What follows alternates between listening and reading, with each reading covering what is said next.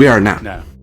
Okay, I can't share my story. Remind me to share my story about the beer hall in Munich that I was in later. That's why I warn people.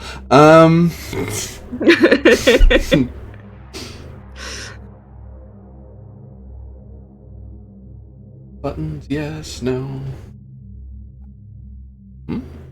Oh, cool.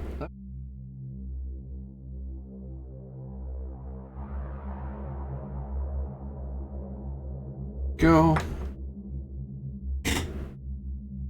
Connect.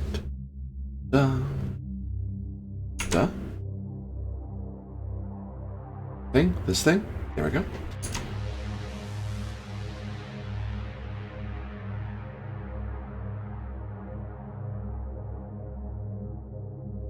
But why?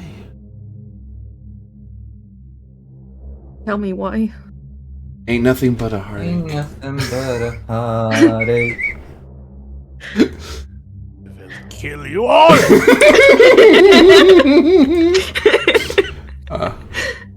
It's okay, you were for the other guys, we get it, it's fine. First you made fun of Austria, now you're singing that song. I can make fun of Austria all I want. It's a mutual thing. They can do that too. Austria can make fun of Austria.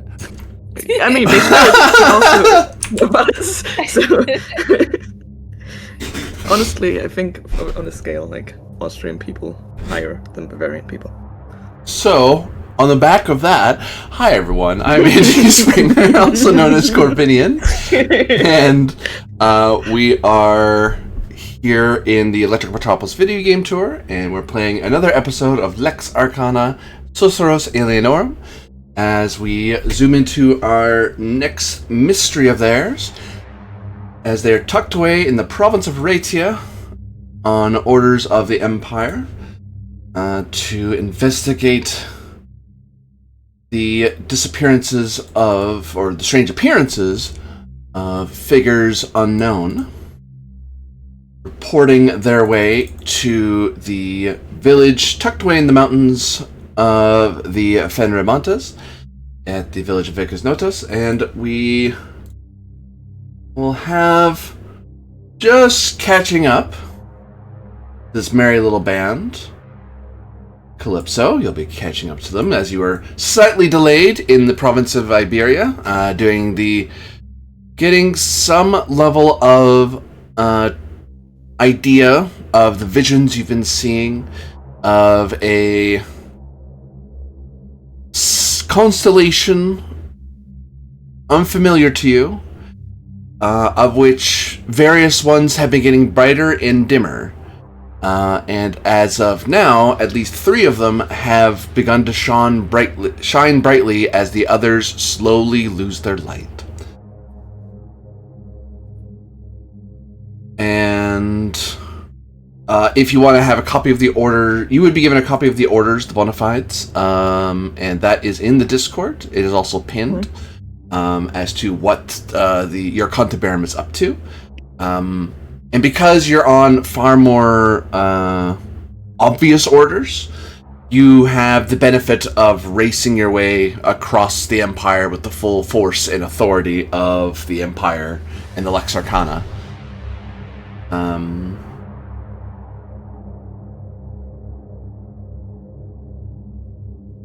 And I will ask of you, actually, right out of the gate, a Demagia roll, to see if you're able to discern anything from your dreams.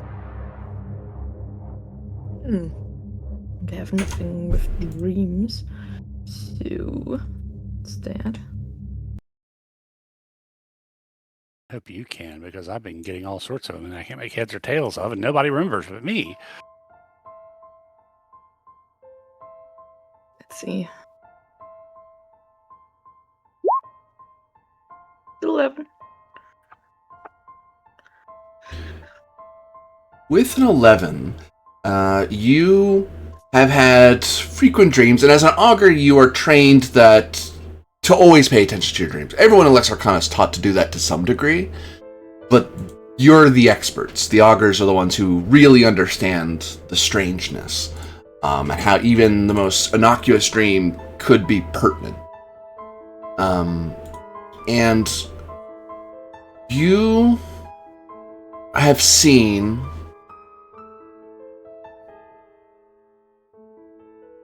that there are these tangles of knots that double back on each other like so much rope and snakes. And it's always dark when you see them. And yet there's this sense you get that you're not in particular danger of these snakes. And it's as if they are trying to cover something.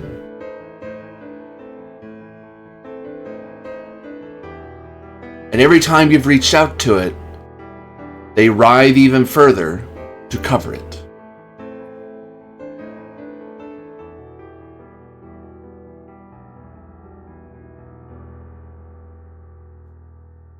You would have arrived in this particular region, the capital region of Raetia, where the Augusta Vendelicorum is, via the Occiden's main road here. Passing by Mancio, a large, well-appointed villa. And by the Mancio, they likely would have left word to you to go, hey, by the way, we're heading up to not by the road past the fortress that heads to the lines, but through an old pass that has like an old watchtower. They'll get them to the mountain village where the curator you're all to meet is. You would have seen on your way in a large dark forest to the south, across the river, the Flumen's Lick is. And of course, mountains of the Fenrimontes along here, and as you would have gone over this small pass, you would see the continuation of the Germanian forest north of you. And all in all, there's no sense, like your other places that you've had your missions in, you don't get that weight of otherness in your journey quite yet. Perhaps nothing at all is happening. Perhaps this is a minor thing that is part of the investigation. This could be a nothing. But your dreams tell you otherwise.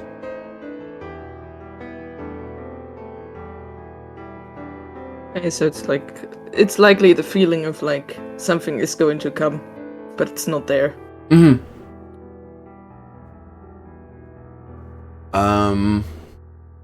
You arriving in the Vicus Notus, you would, and actually here's the bit where everyone else realizes Calypso has caught up to you.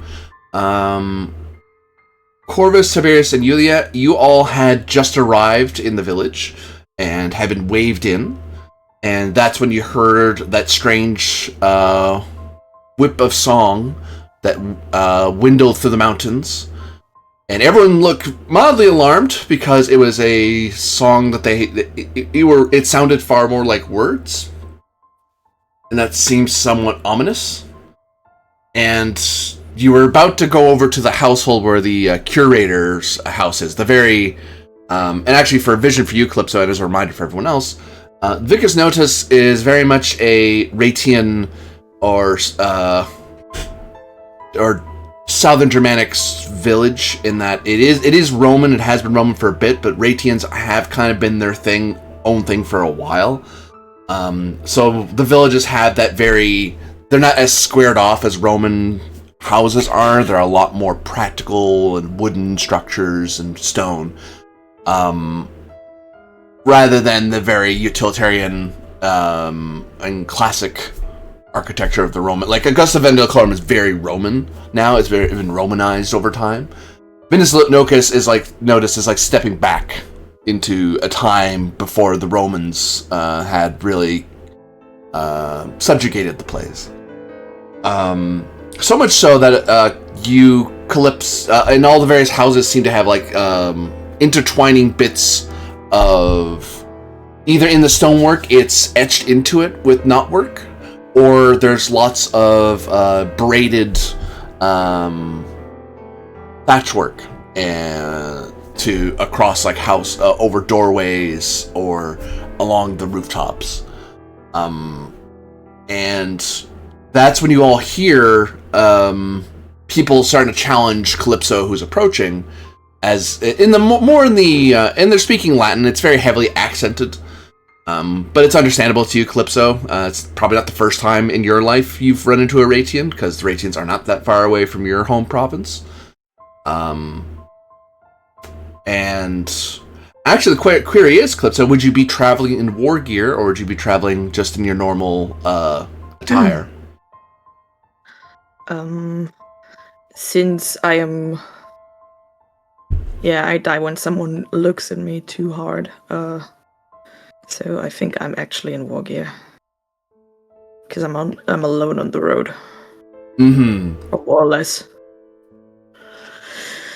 So that gets an extra bit of attention, because it's an armed woman approaching the village in armor. And some people aren't, even though it's been announced for a couple emperors, it is a newer thing. It is a thing far more common in the Lex Arcana than the larger legion, or indeed a little village tucked away in the mountain. But the commotion draws the rest of your attention, because it's not like this place gets a ton of visitors. But I'll also note to you and remind everyone that there is the various villagers here, but there is a small contingent of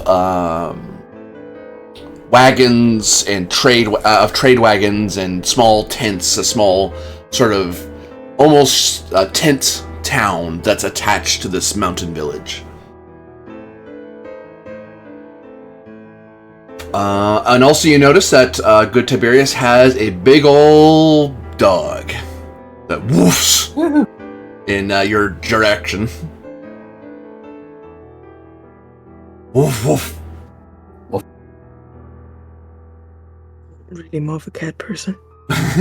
So wait, let me get this straight. Calypso is being held up by the local guards? Yep, they're challenging. Who are you? What are you doing here? The standard guard thing, especially since she's armed and armored. Calypso just gives her credentials and all of that. Like, hello, I'm from Lex Arcana. Looking for the group that already arrived. Yeah, seeing the bona fides, they may take an extra half beat to look for the seal, and then having seen it, it's yeah, okay, sorry to slow you down. Sort of look like, oh, go ahead. Oh, no worries. Just do your job. Priestess, glad you could finally join us. You missed a very eventful trip. Well, I'm sure of it. Did you happen to meet yourself coming or going? No. Interesting. We did. Should several I? times. No, we did several times. It seems, Corvus, that we are the only ones shit out of luck.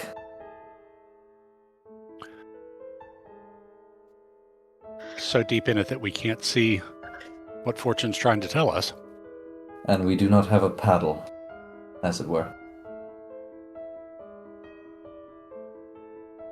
I'm not sure if you're using the same metaphor right now. Oh, that's an old Mauritanian. Don't worry about it. Anywho, Chorus, this is your man. If you're going to speak to him in Ratian, at least give us the honor of translating it back for us. Do like being informed. Well, he's a curator, so he should be versed in Latin. But anyway, I think this is the point where it's best that Yulia steps forward. If she needs me to translate, I certainly will. But yes, as we all know, I'm not the person to do the talking in an audience. But I will knock exactly twice, as we were told we should. Knock. Knock. The still building doesn't stir. There's a half beat of, so is he going to open the door anytime soon? And then the door flings open. And you all see a bleary-eyed gentleman in what should be otherwise nice Roman attire. It should be a nice, well-taught toga with the appropriate tunic beneath and little bits of color to it. And a finely appointed hair, because he is a curator. He is a ranked person. He's a person of importance. But the person you actually see looks like a person who has not changed his toga in a while. It looks rumpled. His hair looks somewhat matted. And his eyes seem bleary, as if from drink, but you smell no wine on him. What? He says in Latin. What is it? Who are you? You come armed to my door. You must have heard the singing. You must have heard the singing. Must have heard it. What are you here for? We're here to investigate the singing. Are you? Are you really? Who are you? Who come armed to my door? As I said. Lex Arcana? Bonafides, please. I present mine. Slide him over. Beg your pardon, my lord, Yeah. but you did ask for us, did you not? He glares at the slats of wood marked and sealed. These are things you kind of want to blast on the road, and they are going to be handed out on a frequent basis. He gives them a good, hard read, whether he's checking if they're fake or not, or he's just hard of seeing, or both. But eventually, fine, come in, quickly. He gives an extra look at Corvus, like he almost wants to stop him from coming in, but he saw you're bona fides, you're with everyone else. So it's a, and then kind of lets you all in with him. I enter. Yep. Yes. Enter. So. Tell us of the singing you've been hearing. You've heard it, haven't you? That infernal wind.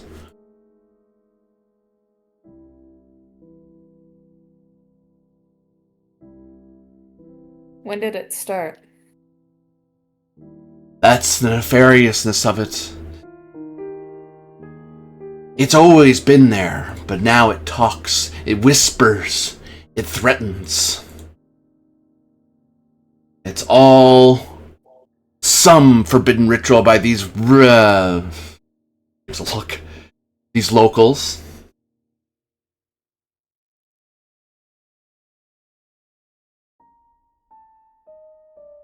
What makes you say that? They seem little disturbed by it. It's just the wind. It's just the way it is.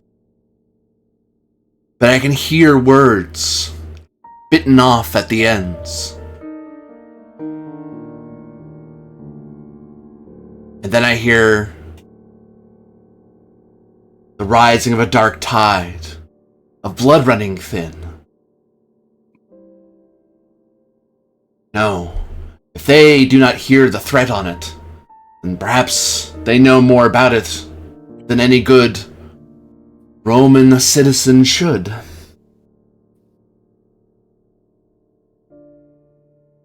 Corvus looks a little skeptical, but keeps his mouth shut for the moment. So I've made orders to keep silent their songs. Their work songs, their supposed prayer songs, all of it. They resent it, but I do it to protect them. Do it because the music will claim us all. It's gotten so bad that the traders who once came along this way seem lost. They wander and meander, then find themselves back here. Sometimes at the Augusta Vendelicorum, sometimes here. And yet they don't go away, like water pooling at the bottom of a bowl.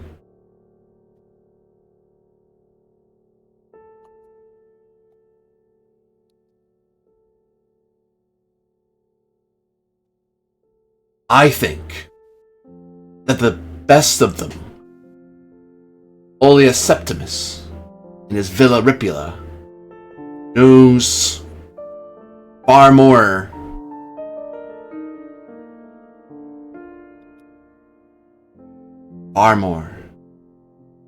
I accuse him nothing, for I am not Lex Arcana, but I suspect him. I suspect him for drawing people here. I suspect him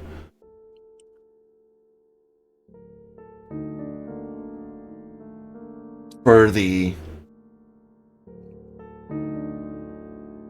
shadows in the forest. And then he starts wandering around the room a bit. And you all start cluing in. There's a half beat where you all just realize, wait a minute. There's like a process, like an audience process that probably should happen at some point. He hasn't engaged it. There's a certain formality that should be happening here that he's not engaging in. He hasn't offered you wine. He hasn't offered you any food. He's just kind of meandering around. And the estate looks really nice.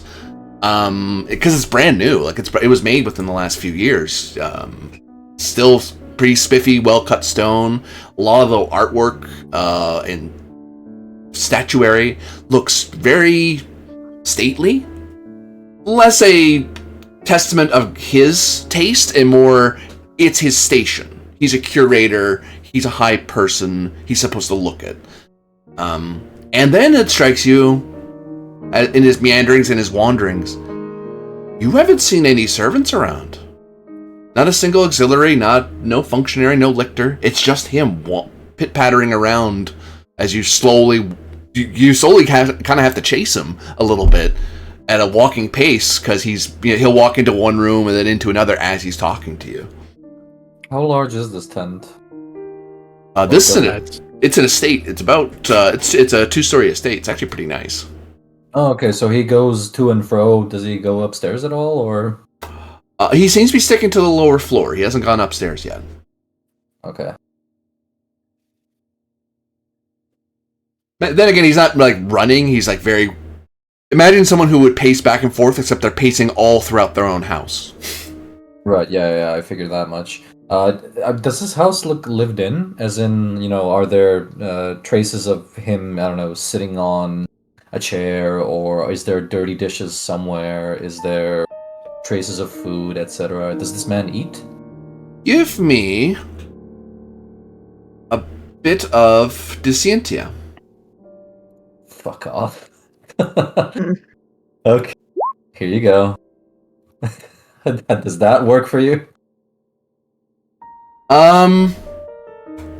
You have Tiberius looks around. The plain and obvious that I've said so far is plain to you, but the rest of it seems beneath Tiberius's notice. There's other things he's paying attention to. Like Tiberius spending too much time watching for, in a very warrior sense, for threats. So a lot of this other stuff kind of gazes by you. Yeah. I should stop looking around. Nothing ever good comes from it. Calypso is, I think, following the guy around, kind of noting everything. Like, she tries to actually have a protocol here. So that is all noted. So she's kind of following him around a little bit annoyed, and kind of takes a look on, like, how lived in the house looks like in general. Like, if he is only walking through rooms, or if there's, like, actual recent usage in any of the rooms. Discientia to your peering eyes.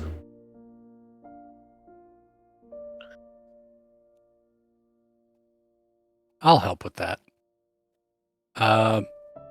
Oof. Investigation, decipher, or medicine come into play? Investigation. Okay. Best decorum. I can also help with this Scientia. I mean, you could, but will you? An investigation applies. There's a 9 anyway.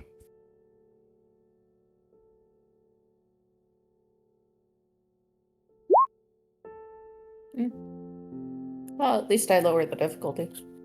Yeah.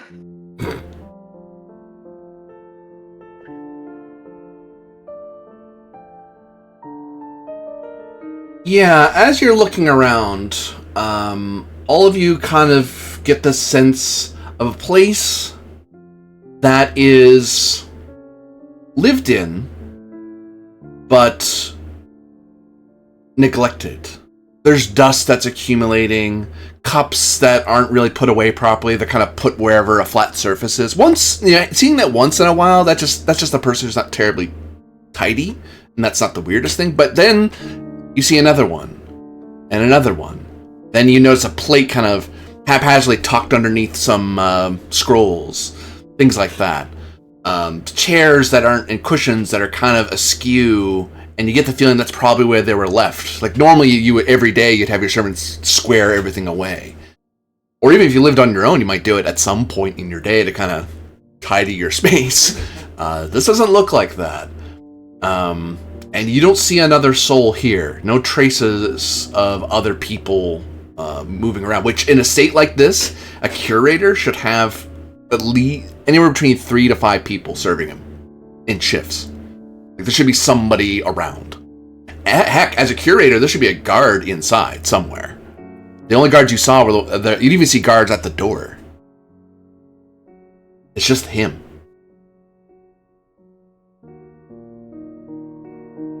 Where is your staff, Gaius Tetricus? Huh? What? Your staff. The curator's staff. And your guards. Well, they couldn't keep silent. And it would be unlawful for me to crucify them for such. So, I made them do other things. Sent them to other duties.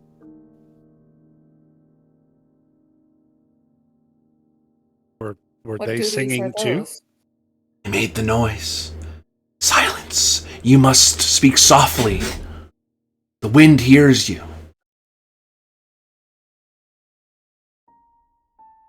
And just as he says that, and you're sure this doesn't help his mental state at all, wind picks up through the building, because most of these buildings have a little bit of pass-through of air as a sort of air conditioning effect. Right. And so to most people, it's actually somewhat of a calming noise. It's, oh, that's a nice breeze blowing through the house. Oh, whew, it's getting a little stuffy in here. It's nice there's an open window sort of feeling. He shivers at the noise as it whips through the building. I'll listen to the noise, see if I can hear what he's talking about. Yeah, same. Give me Demagia. Okay.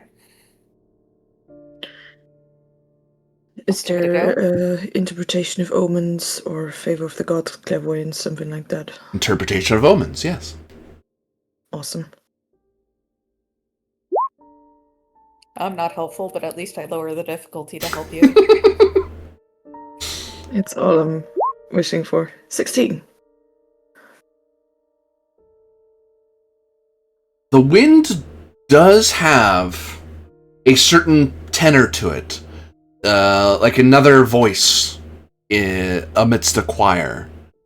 And in that voice, the wind itself, without that extra voice, if you will, it's just wind. It's just the sort of wind you would hear. It sounds kind of, if you're not used to mountain life, it can sound a little voice-like sometimes, or singing-like, but it's not, in a magical sense, there's nothing to that. That's, well, actually, to a certain degree, there are, like, mountain spirits, Oleds, that do sing or do make noise and merriment, but that's just nature. That's normal. If you didn't hear that, the mountains are dead. You would want to hear noise of some kind. That's a sign of a healthy place. But that extra voice sounds like ever so faintly, of someone groaning in suffering, in pain. And you got a 16. Much more can I tell you? I mean, I can roll again if you want me to. It's only 6 fighters. You detect that this is a voice that is one that met a most violent end. But the violence has already happened. And all they do is suffer after in their wounds. And it's a sort of noise that if you don't have that training in Demacia, and if you're exposed to it for a very long time, it would slowly drive you mad. Because you're basically hearing suffering as a sort of sub-song amidst a rather healthy wind. You're fairly certain you're hearing the distant song of Limera's ghosts. The dead who have not passed on.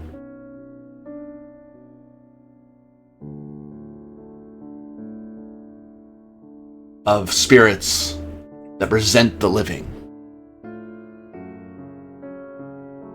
Which, for a village like this, I'll throw to you for free.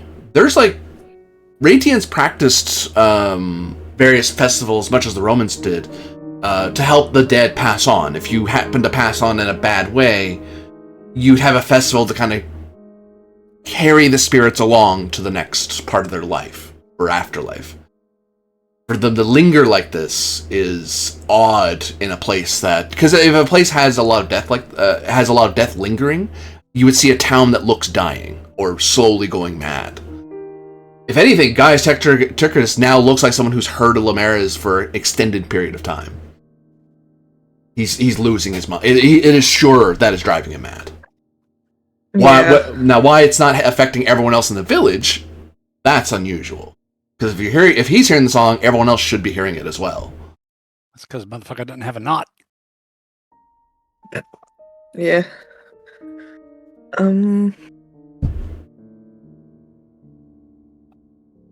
Calypso has this slightly, concerned look, listening to the wind.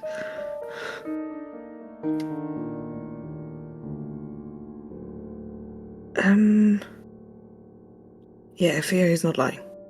Or making it up, or thinking that he hears something. Can hear it too.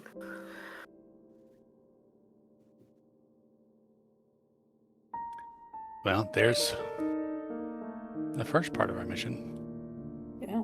What else do we have? There's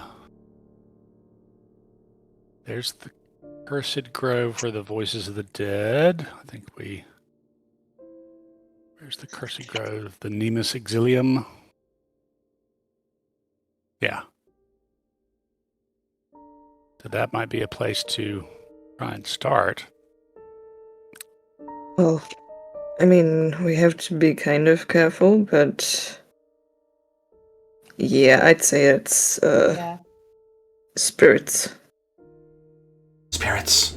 Spirits where? Where are they? Where are they?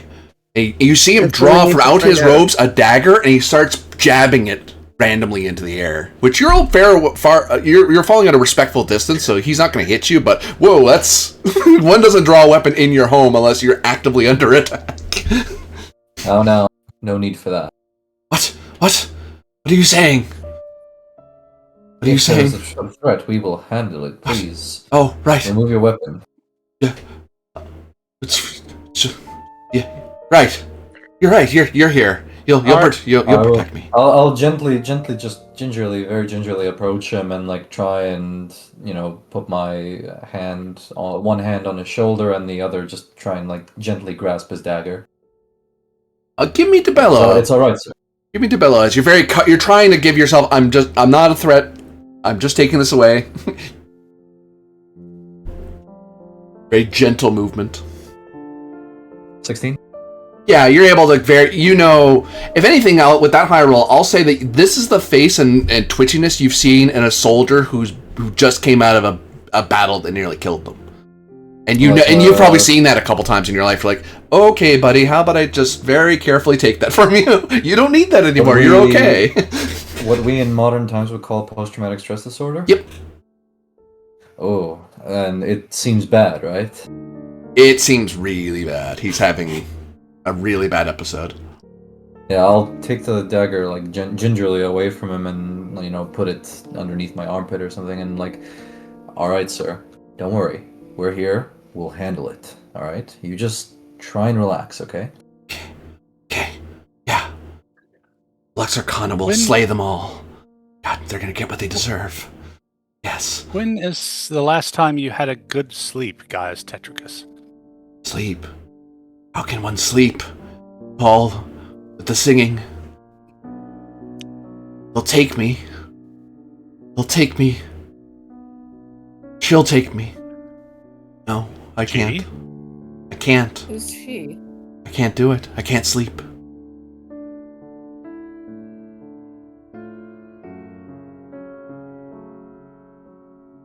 He just stares at you. You said she will take you? She who?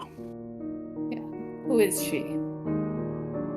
I will need a bit of the society, because you end up having to kind of talk at him for a bit to get him to answer you straight, because he'll go off topic, and then you're like, okay, very gently, let's get him back to the question I was trying to ask him. Yeah. Does command apply? No. Unfortunately, he civilly outranks you. I'll roll to help lower the difficulty, but don't expect anything else. What of decorum? Does Yes. that apply? Cool. Good Master Curator, I was asking a question. I understand, good Curator, but I was asking you a question. The gods intervened. Interesting. It's a good thing they did. I didn't roll too well. Kind of important for us to understand this, so I am going to spend 6 pietas for Mercury Negotiator. And I also got a total of 12. Very good. Reroll it. Okay, Cat, you've got to stop digging your claws in, okay? Ooh, you got major. So that goes to 26 total. So what you end up having to do is, even though he didn't engage the moment of audience, as it were, and the decorum of it, you kind of just start doing it anyway.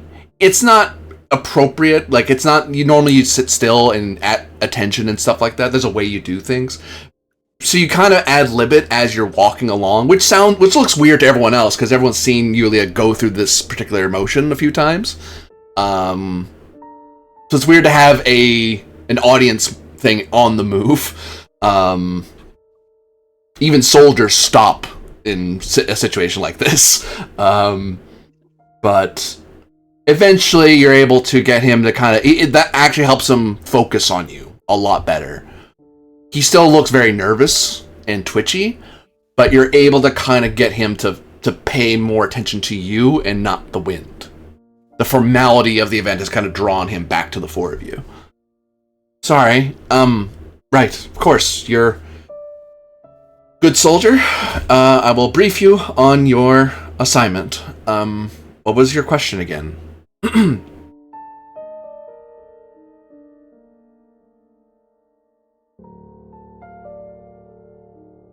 Ansley, that's you, I think. I think it was Yulia asking him about her too.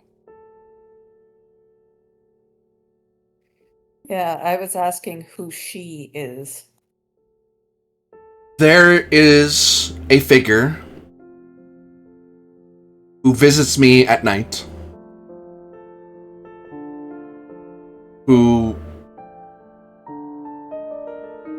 does things, and at first, I thought perhaps a lovely dream, and then it happened again and again. And I thought maybe I had attracted a local admirer. Then it kept happening. And I told her, this is, there's a propriety to this. I'm no priest, I'm no, virginal male, but, she just kept coming. I never could stop her. And I always find I can't sleep. I don't know. I know her Ratian from her accent and face. But no one here knows who I'm talking about. No one recognizes her face.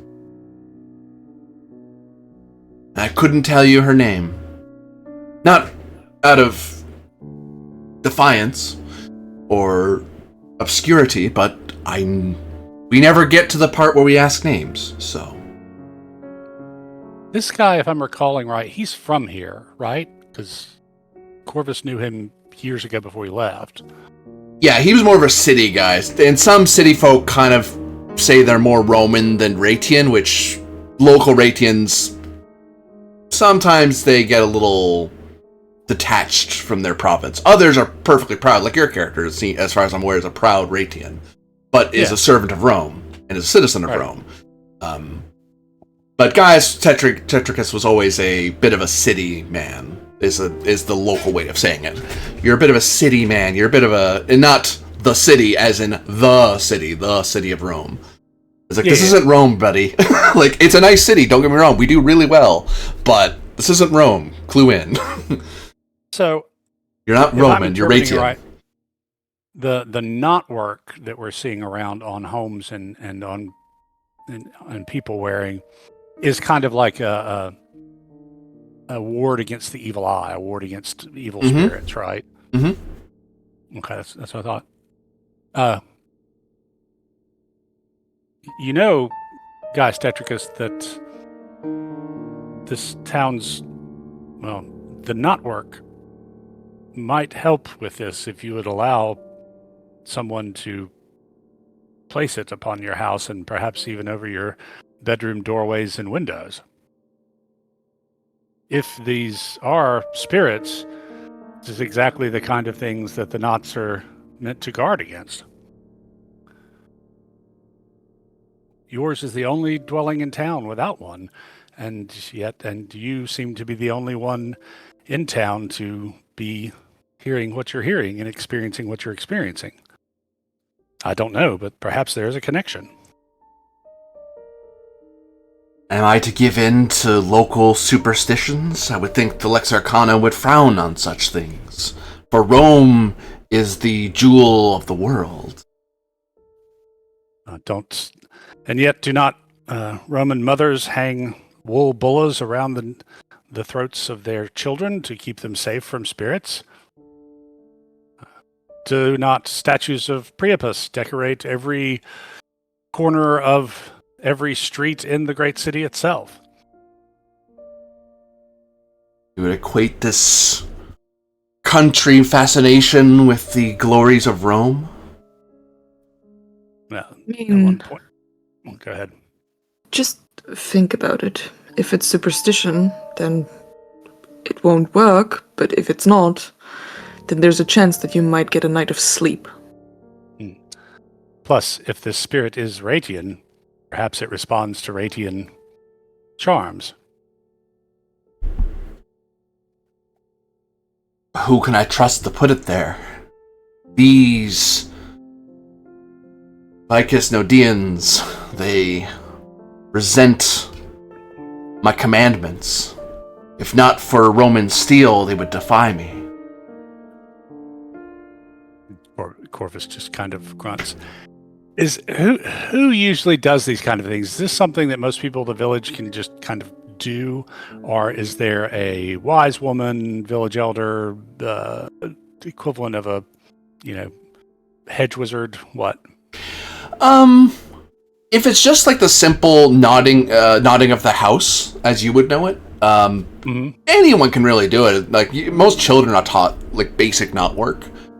If you're doing a far more like formal ritual, if anything, actually, there's two answers to that question. Any person could do their own house, and it's actually kind of expected you're supposed to maintain your own knots. That's your problem. If you need help because you're old or infirm, then sure, we'll help you. But really, it's your house, you deal with it. Now, if it's a brand new house, especially a high person, there would be the local priest would bless the house and give a special knot with bells like the one you have that would act as a sort of wind chime. And that would make it extra protected. Because regular knots do the job to keep such things away, but if you're super important, then maybe you attract super important threats. And you should get an extra thing. Which you haven't seen a single bit, which this new building, you don't see any knot work anywhere in the building. Maybe there's some upstairs, but you would see it on the outside of the building if it was anywhere. And you're certain, I won't make you roll this because you're from here, you're certain they would have offered it. Like, that would have been obvious to them to go, well, obviously we offered to you. You can say no, we can't make you. But if you don't want us, we'll do it. You don't even have to make your service it. The town will do it for you. Mostly because the priest told us to. But we'll do it, I suggest to Julia, since she's going to be more persuasive than I am, that perhaps allowing the appropriate knot work to be applied to the house, and maybe even the extra special kind, might make inroads into the populace's unrest under his stress-induced prohibitions. That, maybe that gesture will be seen as an outreach, and then maybe once, if it works, then maybe he starts coming down a bit.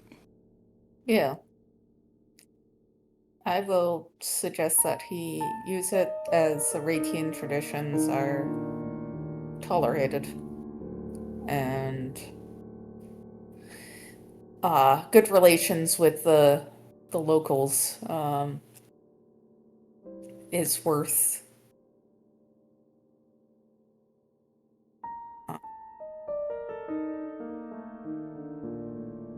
makes everyone's life easier, I guess, is what I'm looking for. Not to mention, it's going to be hard to carry out his mission to modernize the town if the people aren't want to have anything to do with him. Also, if he's having a psychotic break, Also, he kind of made some orders that are kind of openly defying Apollo, but, well, everyone always forgets that part. Yeah. Well, you can...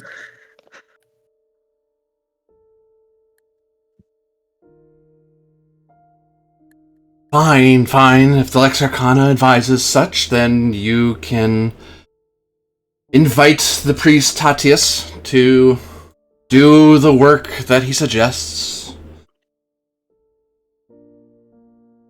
Excellent. Thank you for your tolerance in this matter. Of course, soldier, of course. The Emperor's guardians must be trusted. If there's anything left to trust.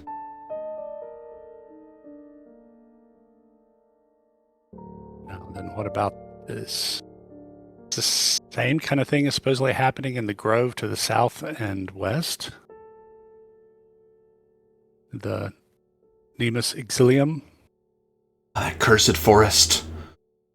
Soldier, that is where I think their dark arts are knotted and made and forgotten and So you think that the voices originate there? they could not come from such blessed mountains, could not come from the city. And if they come from the Silver Escura, well, it wouldn't be quite Ratian, would it? It'd be more Germanian. They speak a lot louder, with far cruder steel. Iron.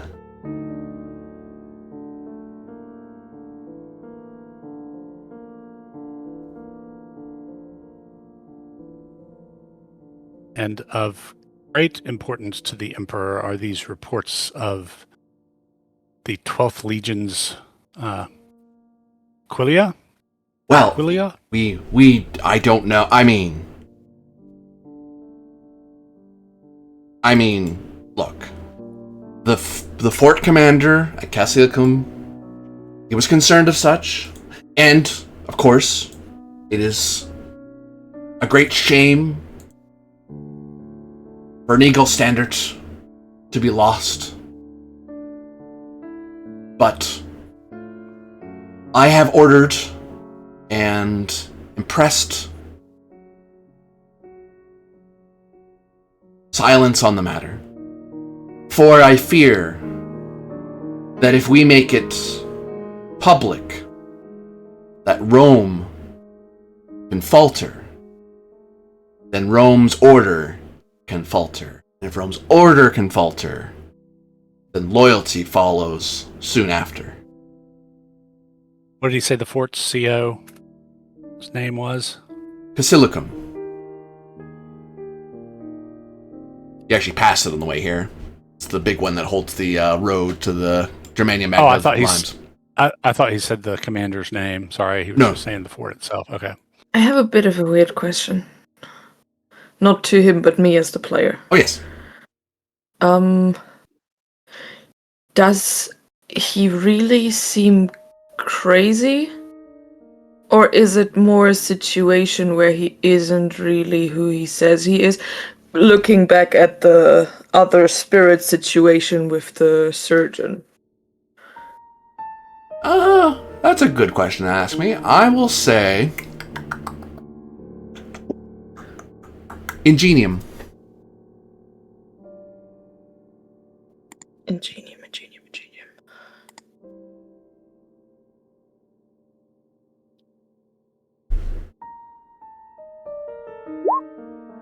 Seven.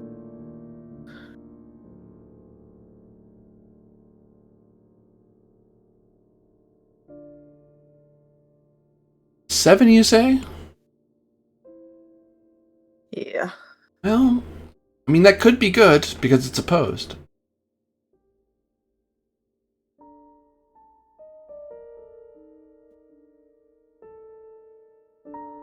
I just need to get the number in front of me of what dice I'm rolling.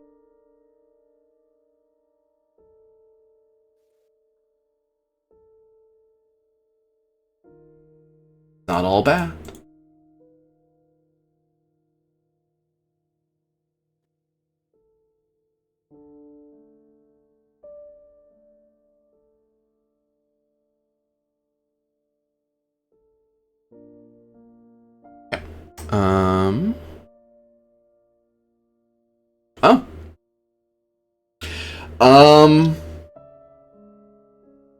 Keeping an open mind and eyeing him and listening to him,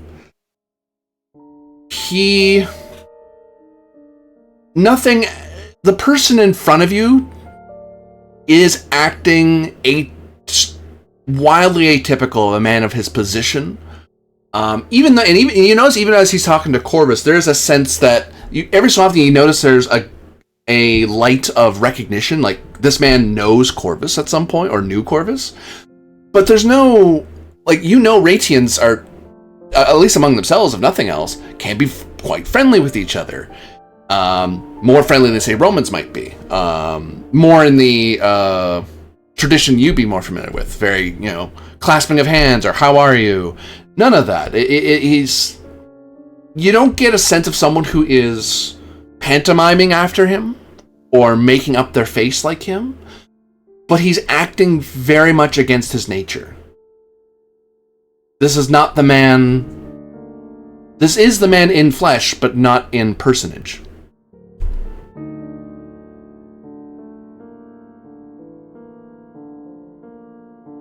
I'll keep that to myself for that conversation. So I don't want to agitate more.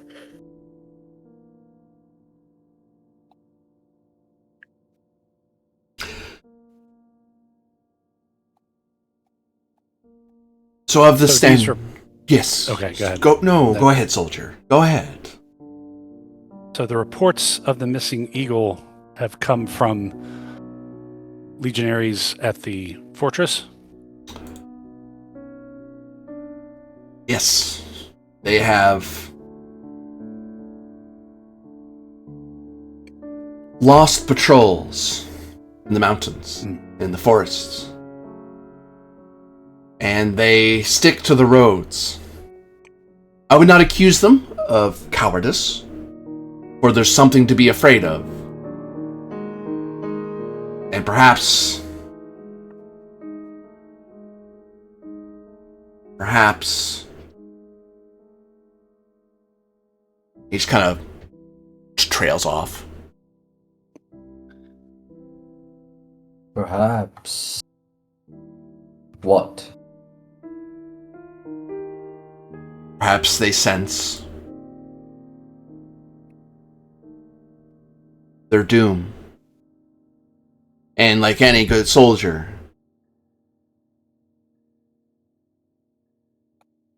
if you can't flee the field, then at least fortify and wait for help.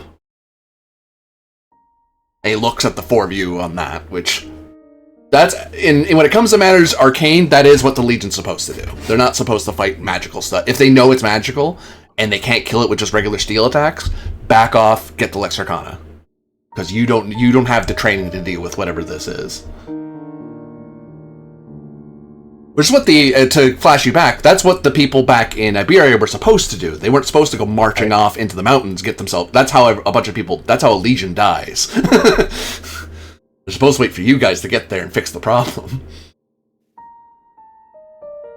This place is doing what they're supposed to do. We think something magical's happening? Cool, find the fortress and wait till Lex Arcana asks for our help.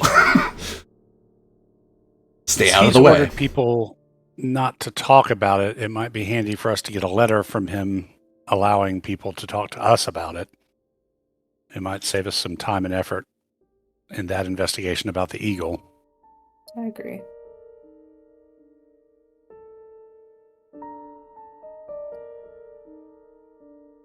He continues wandering around, muttering to himself. Missing eagle as well, that's right. I completely forgot about that. What? The eagle. Yeah. Where do you think it... Where do you think it might be? Has there been a battle set around here somewhere? Patrol was Sir? The patrol was in that forest. Oh, I heard troll. Okay. I'm Yeah. sorry. Troll in the I was forest. like, troll in the dungeons, I'm sorry. I call him Igor. No, we're pretty sure it's kind of forbidden to have monsters just hanging out in your house, sir. Could you not do that? That could kill everyone. I'd like to whisper to Corvus while they have a conversation. Do you think you can check the upstairs? Quietly. Just in case.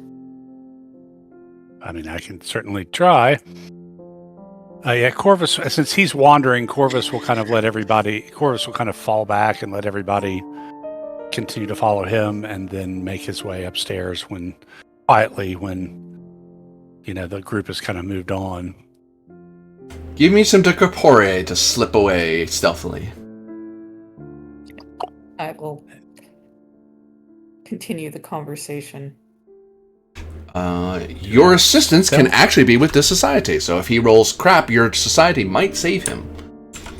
Like, look at this nice face, Look over here. It's a good thing.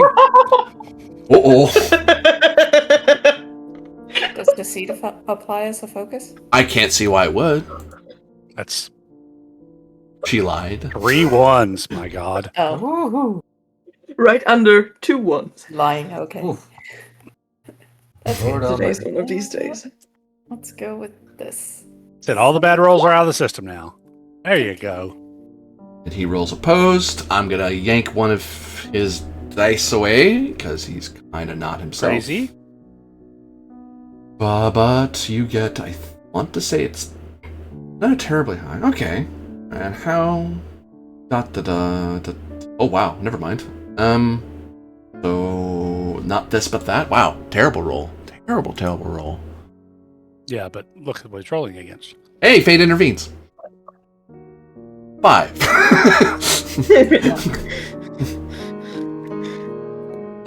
So hilariously, wow, you really rolled bad. Yeah, Corvus, you kind of underestimate how suspicious he is of you, and you figure I could just drop back and he won't notice.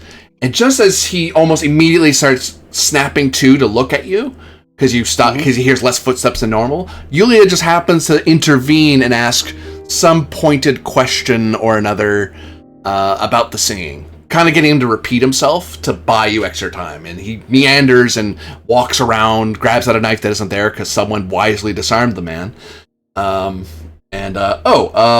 You stand there any longer, he will notice, so you just kind of walk away. Yeah. Thanks, Julia.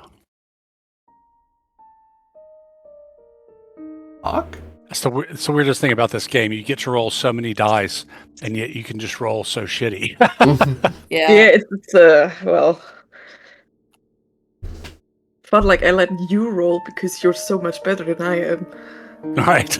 But little did you know. Little did I know. Corvus, you ascend to the upper floors, All right. where all is darkness and shade. What light there is comes from downstairs, as if every curtain is drawn and covered in metal. Well, good thing I have a weatherproof lantern. Bark that thing up and see what we can see up here. I know I don't have a whole heck of a lot of time, but yeah. Let's give this a quick explore, see if I see anything of note or disturbing.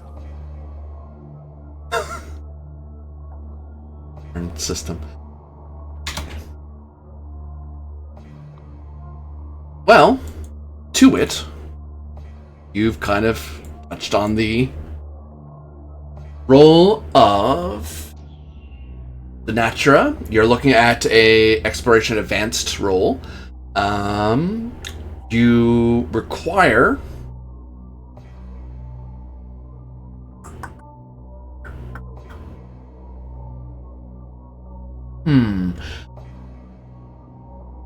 Before you, and this may affect your calculations, reminder that Ferox reduces exploration rolls difficulty by 1 level. That's worth pointing out.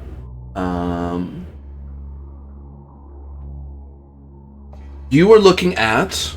You need only 3 successes, because you're exploring a single floor of a house. There's not that much place. It won't take long Right. to find it. However, whatever this is actually quite difficult to find. It would be 12, but with your bird helping you, Ferox, it drops to 9.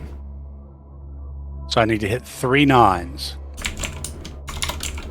Degrees of success matter as well. So if you get only 1 degree, it's Right. on 1 hit, and so on. Yeah. Right. Okay. So I'm looking for a total of 3. Yeah, okay. Well, here goes nothing, guys.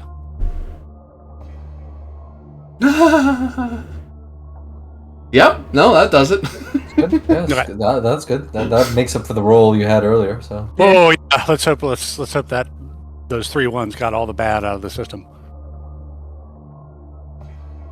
So you very quickly make your way around, searching the upper floors. And because you did it all in one roll, you only would get 2 cracks at the can, because that'd be you realizing, if I stay up here too long, it's gonna be obvious I'm not downstairs. Like, he's gonna, even out of his mind, he's gonna know something's off, because there's one less Right. person. And you can see certain signs that, one, this place isn't accidentally covered, it is purposely covered.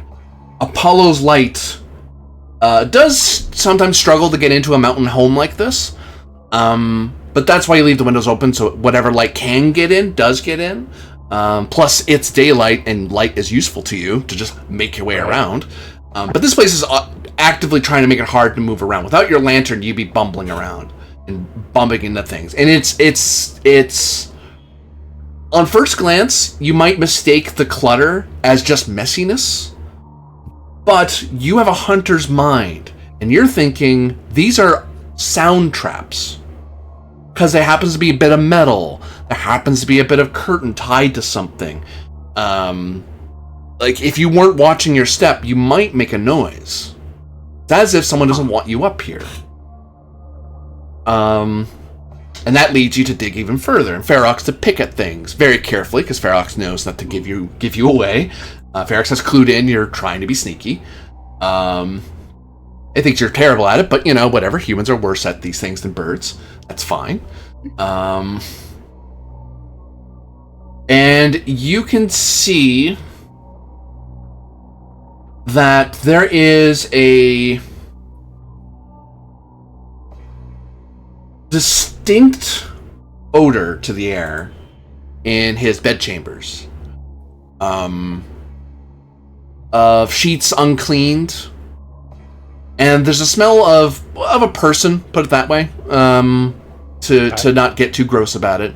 The smells of a person, the smells of someone who hasn't washed them for a very long time and has left a lot there to leave a smell. Then there's a distinct smell that alarms anyone in the Lex Arcana of blood. And then that gets you looking.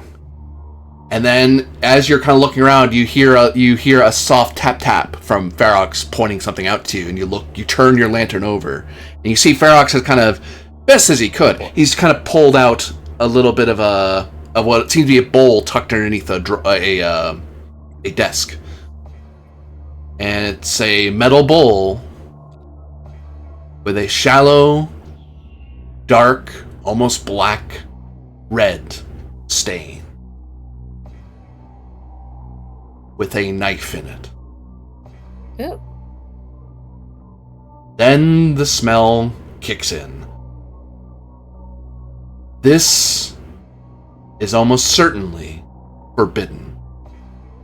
Or there are very rare things. Well, not rare things. There are very specific things, I should say, in Roman cult that is permissible to do blood work.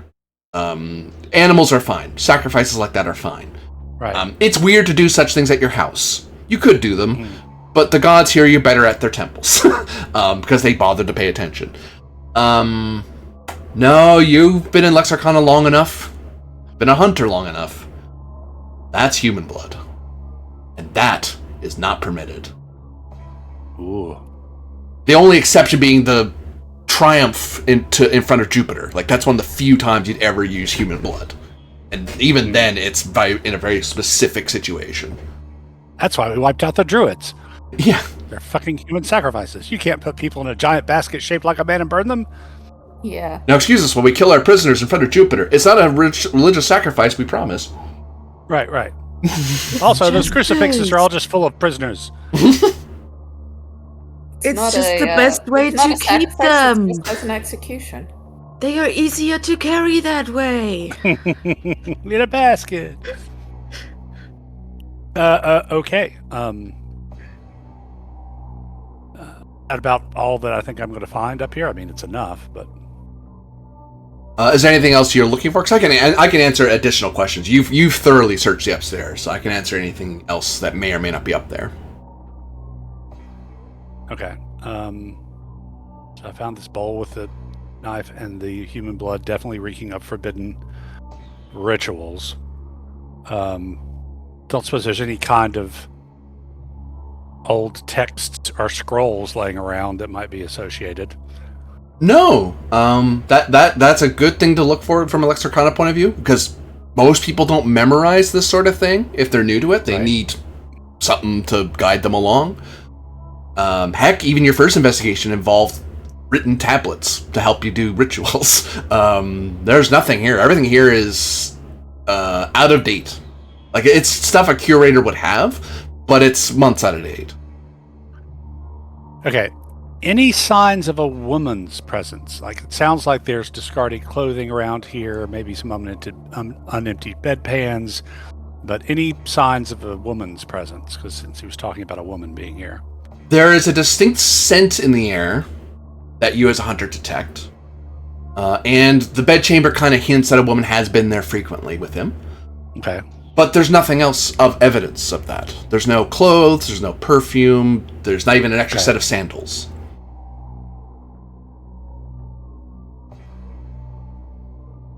So if she has been here, she's taken everything with her. She's not, like, shacking up necessarily. Okay, I don't really think I have any choice but to go down and confront this madman with this. I don't really think the Cohort's Arcana allows me to do anything other. Am I kind of right about that? Yeah, if you sense forbidden, he needs the only people who are allowed to do forbidden stuff at all is the Emperor, the Priest of Jupiter, and even then that's not forbidden, that's a particular ritual. Or the Lex Arcana, and even then, that's on... Even if someone does a forbidden ritual, that person knows they're probably getting crucified for it. That's got to come straight out of the Sibylline books. Yeah. It needs to be that extreme. Some random curator without talking to you guys first? No. Right. He's not allowed to do that stuff. Yeah, so I will, I don't know, grab something so I'm not touching the bowl directly because and grab it and head back downstairs more rapidly than I ascended.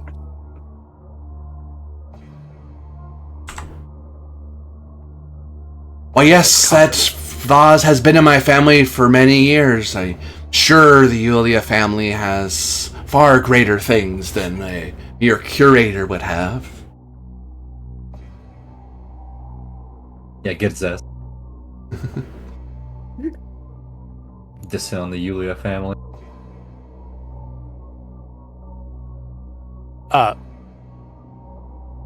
Yeah, so Corvus will come kind of stalking up and say, Guys Tetricus, I charge you on the authority of the Emperor and the Lex Arcana to explain why you have been performing forbidden rituals in your bedchamber. And I toss the bowl and knife on a table. The knife.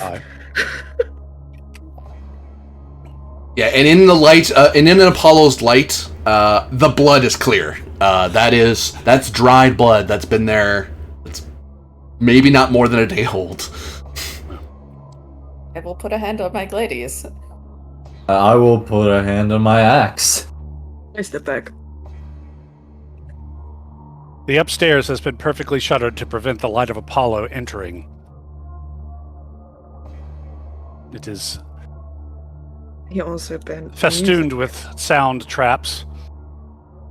And this.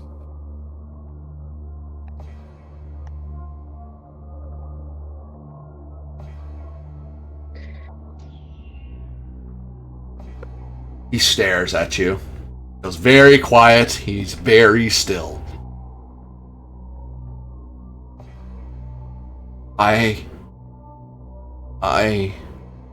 couldn't. Oh, but that doesn't, but how could this be? He just kind of slowly backs away a little bit and bumps into a table and just kind of staring straight on at the bowl. And every so often he'll kind of glance up at you all, and he knows that he is in there's a plain face that he knows he's in trouble. This is the sort of thing that gets people killed. Does he seem confused by the situation still? Is it like a recognition of like, yeah, I did that, fuck, I got caught, or is it like, what the fuck does that do here? I don't remember what I did last night. Sensibilities.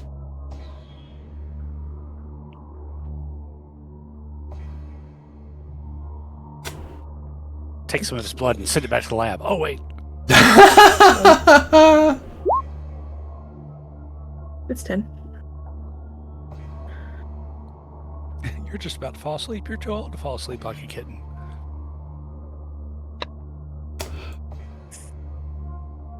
There is the look of two faces. A look of, damn, I'm caught. And a look of, oh dear gods, what is that? What have I done? It flashes between both faces. It's subtle, but you can see it. Especially in the light like this, especially since he's standing still, facing towards you. And actually, I'll note to you with that higher roll, you notice when he's walking around, it's almost like he's always trying to keep his face away from you. Like he's always trying to keep his back in your direction.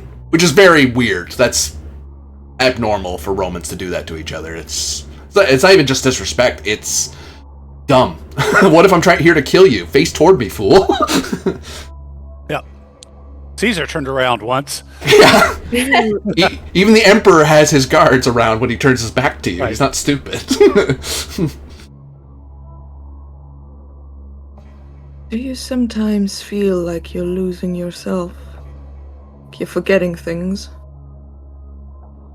Nothing important. There's things happening that you don't remember doing, but there's no one else here to do it. I mean, I guess, yeah.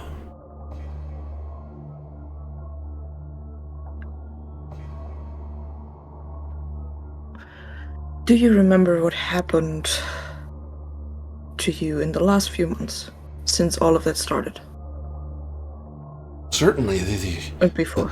the wind, and the defiance, and the missing soldiers, and people not listening to me, and people not taking it seriously, and then soldiers, they just kept trying to go out, and they wouldn't shut up, and then people made the noise, and then they wouldn't stop talking, and then they wouldn't make any of the noise, and then they kept singing, and then they stopped, and then the singing went away, and I made sure everyone to stop singing, and then calm down, and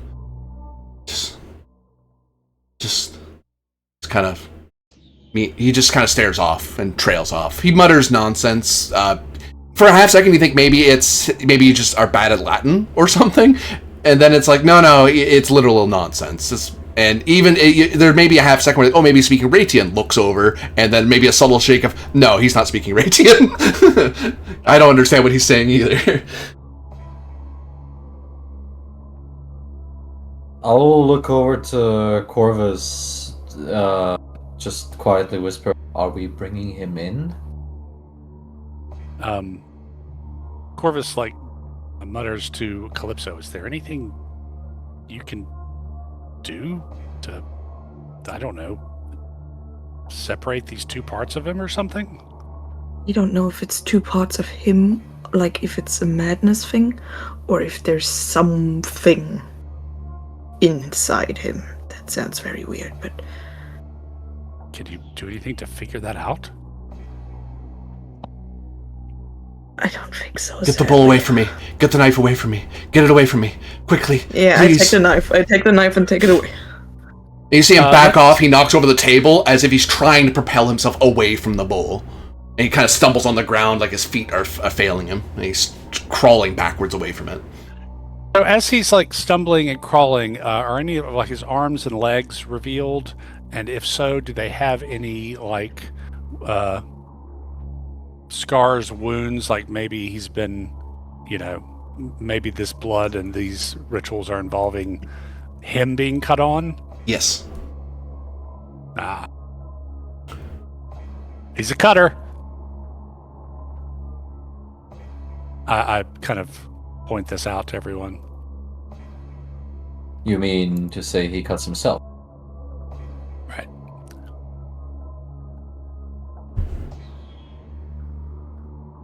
Questions? Gaius Tetricus. Who has been doing this to you? We can see your wounds.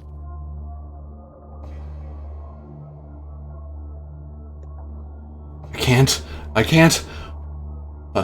I won't! And he, with surprising alacrity, bounds to his feet, turns, and tries to sprint away from you. I will catch him by the scruff of his neck. You can give me de corpore, as he tries to run away from you. Focus and brawling? Yeah.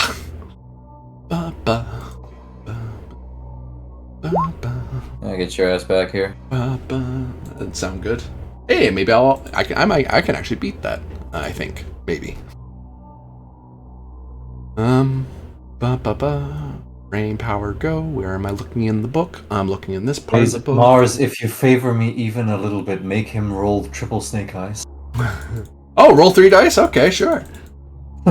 No, roll 2 dice. Roll 1 die. Wouldn't be 4. How do I get triple? Roll it all. You know what? I'll even favor the gods with him and help him out. How about that? Make it a fair bet. No, stop helping. No. Bad.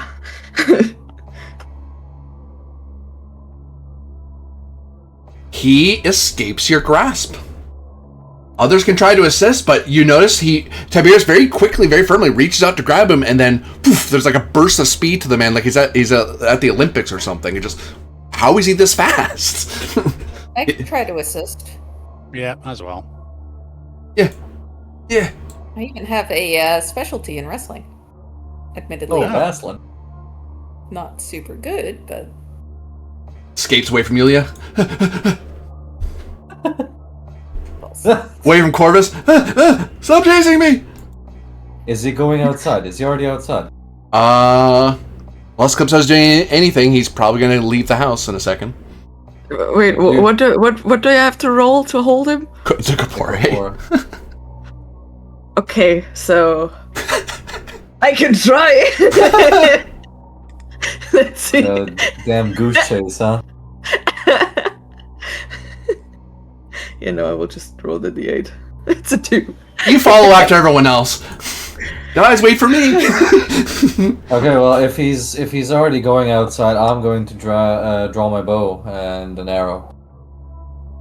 Yeah, because he dives out one of the open windows and he's just sprinting. Great, I'm gonna make him like Perseus, and I'm gonna try and get him through the heel.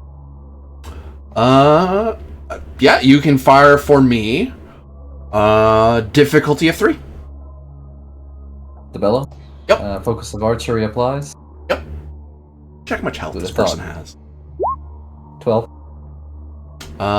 So Well, I'm not looking to kill, mind you. I'm looking to maim. I'm aware. Well, this game you can just reduce him to 0 to knock him out, and then you doctor him. That's the closest it has to a non-lethal attack. So you beat your number by 9. That's times 3. 8 Damn. times 3 is 24. Good. That's what I wanted to know. 17 damage. Thud. He goes down screaming and then, in shock, passes out. Yeah. Go clean it up. I'm going to extract my arrow from him very gently. I think Yulia has a better medicine, but Corey will assist. Guards rush over to the sound of screaming. What goes on here? Yeah. Stand at ease, guards. Lex Arcana business. What? At ease, soldier. Some of the younger guys look like, how dare he talk to me that way sort of look. The older one puts a hand on their shoulder very firmly and just says something in Ratian, which Corvus amounts to, shut up, young guy. You don't know what... Right. It is sort of slang of, soldier, you don't know what you're doing. Shut up and sit still. And the other two look at him offended, and then you realize that's probably their sergeant, and he looks like that if they make one more step, he's going to start hitting them. And they clue in like, okay, that's fine. We're going to... For some reason, sergeant... They're offended. Yeah. Is medicine Scientia? It is. Yeah. So I rolled a 9 on medicine. And we got Calypso as well with a good medicine, if I recall. I can't even remember who has a good medicine. I got 15 on medicine. Shouldn't be that bad since he's not dying. Everyone but me's got a good medicine. I mean, there is... Corvus' roll was kind of good, so... I think 6 is usually the roll to stabilize someone. I think you can still assist, no? To reduce the difficulty further. That's true. Yeah, which is Julia did. Yeah, one of two things happens when people assist. Either it's another crack at the can, or it's a difficulty decrease. It depends on what you're doing. Yeah, I got 8, so... Yeah, good roll. Nice. Double checking. You're the big healer of the group. Good to know. I never can remember who's best at what. Besides, like the obvious, like DeBello for Tiberius. So mechanically, which is Julia. Mechanically, just so this is the first time we've actually knocked someone out this way. So when you put someone to 0, there is no a massive damage sort of rule. They don't instantly die if you do more damage, because you went past 0. He only had 10 HP, so he went down like a sack of potatoes. Right. So he's dying. However, in dying, as long as that person does not take damage after that, and they don't, or you just let them sit there, for an amount of time, like say an hour or 30 minutes, whatever, and don't give them first aid, they'll die. So same thing in combat. If any of you go to 0, you drop, you're not instantly dead, you're dying. People have time to run over and patch you up, at the very least to keep you from perishing. So that's what you did with him. You hit him in the leg, but he goes into shock and is dying. That said, that just means the difficulty increases to 9. So since at least one of you got 9, that does preserve him from death. He recovers 1 HP and is no longer dying. He does begin to stir because unconsciousness requires you to have more damage than you have encumbrance. He is not encumbered in any way, so he gets 1 HP and starts waking up. But I imagine with all of you over him, he's on the ground. I'm not going to make you do rolls to subdue him. No. He is easily captured now that he's at 1 HP and restrained. And also the part of, I tried to escape, I hit him, he goes to 0. He's dying again, patch him up, it's like, bam, we tie him up while he's unconscious, and then we patch him up. There, Right. Well, team, I don't know how you would consider this, but anyone who runs from the long arm of the Lex Arcana, I consider a criminal. Are we locking him up for the time being? We have to lock him up for his own safety and to understand what's happening, because whatever is happening, either he or whatever that is part of it, or he gets used for it, or he gets influenced by it. I see. Ladies, I propose a plan. Ladies and Corvus, I propose a plan. Corvus, would you mind heading off to the barracks with me? We'll see if we can appropriate a jail cell for our curator here, and perhaps you can, since you are among friends here, or at least I should hope, select a few trustworthy boys to look after him. Well, I mean, there's Radiant Legionaries right here.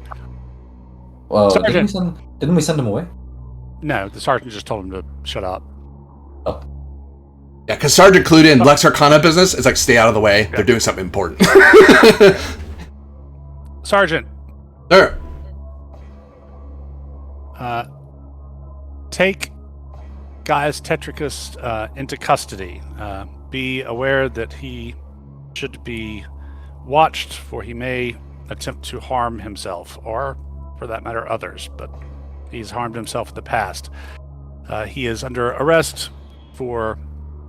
I'll give him the benefit of the doubt. Suspicion of practicing forbidden rituals.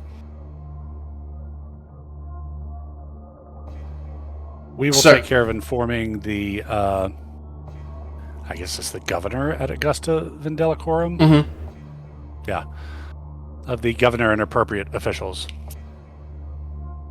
Is there anything around here, anyone around here that had more contact to him?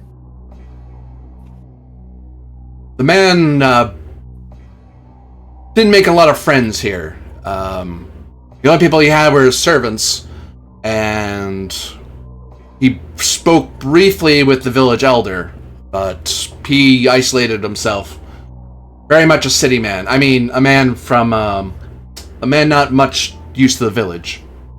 His servants. He sent them away. Yeah, he sent them away. Where did he send them away? I haven't seen them. You two? And they finally look over at the sergeant. I haven't seen them, sir.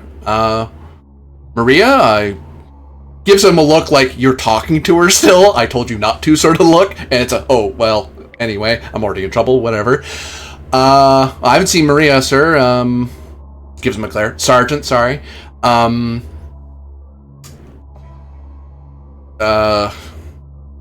Really, sir, I'm not lying to you. I'm not lying to Lex Arcana. I don't want to get crucified. And the sergeant gives a gesture of that. There you have it. Sort of look like. See that you ask around camp and perhaps inform us before we depart further. Sir, Tetricus mentioned the name of the local priest. Who was that? Wasn't it like Ratius or something? No, they're like the village priest who like offered to do the knots and stuff. I think that was Ratius or something. Aratian is the place, the province. I know, but you said a name that sounded fairly similar. I have to look it up again. I forgot to write it down. Might have misunderstood you there. It's okay. I'm used to being misunderstood. Tatius. Tatius? Tatius. So I just misheard and had one letter wrong. Does Corby know Tatius? Or Yeah, that's the village elder. You know him. And also, holy crap, he's still alive. Or that might be his son. Okay. Because annoyingly for historians, people tended to name their kids their own same name, because that doesn't confuse anything. I asked the sergeant, is Tatius the only priest in the town? In the village, yes, but if we need any other work, we just go to the city. No. If you don't mind, Sergeant, have one of your men ask Tatius if he could join us here. The house will need cleansing. Sir. Get him. Calypso, you probably want to help with that. Yeah, I wanted to take a look. Maybe it's some of it kind of hits on something I've seen sometime. You want to open the windows upstairs for sure. It's like, it's kind of similar to that other situation. With the with that surgeon. So-called surgeon? Mm.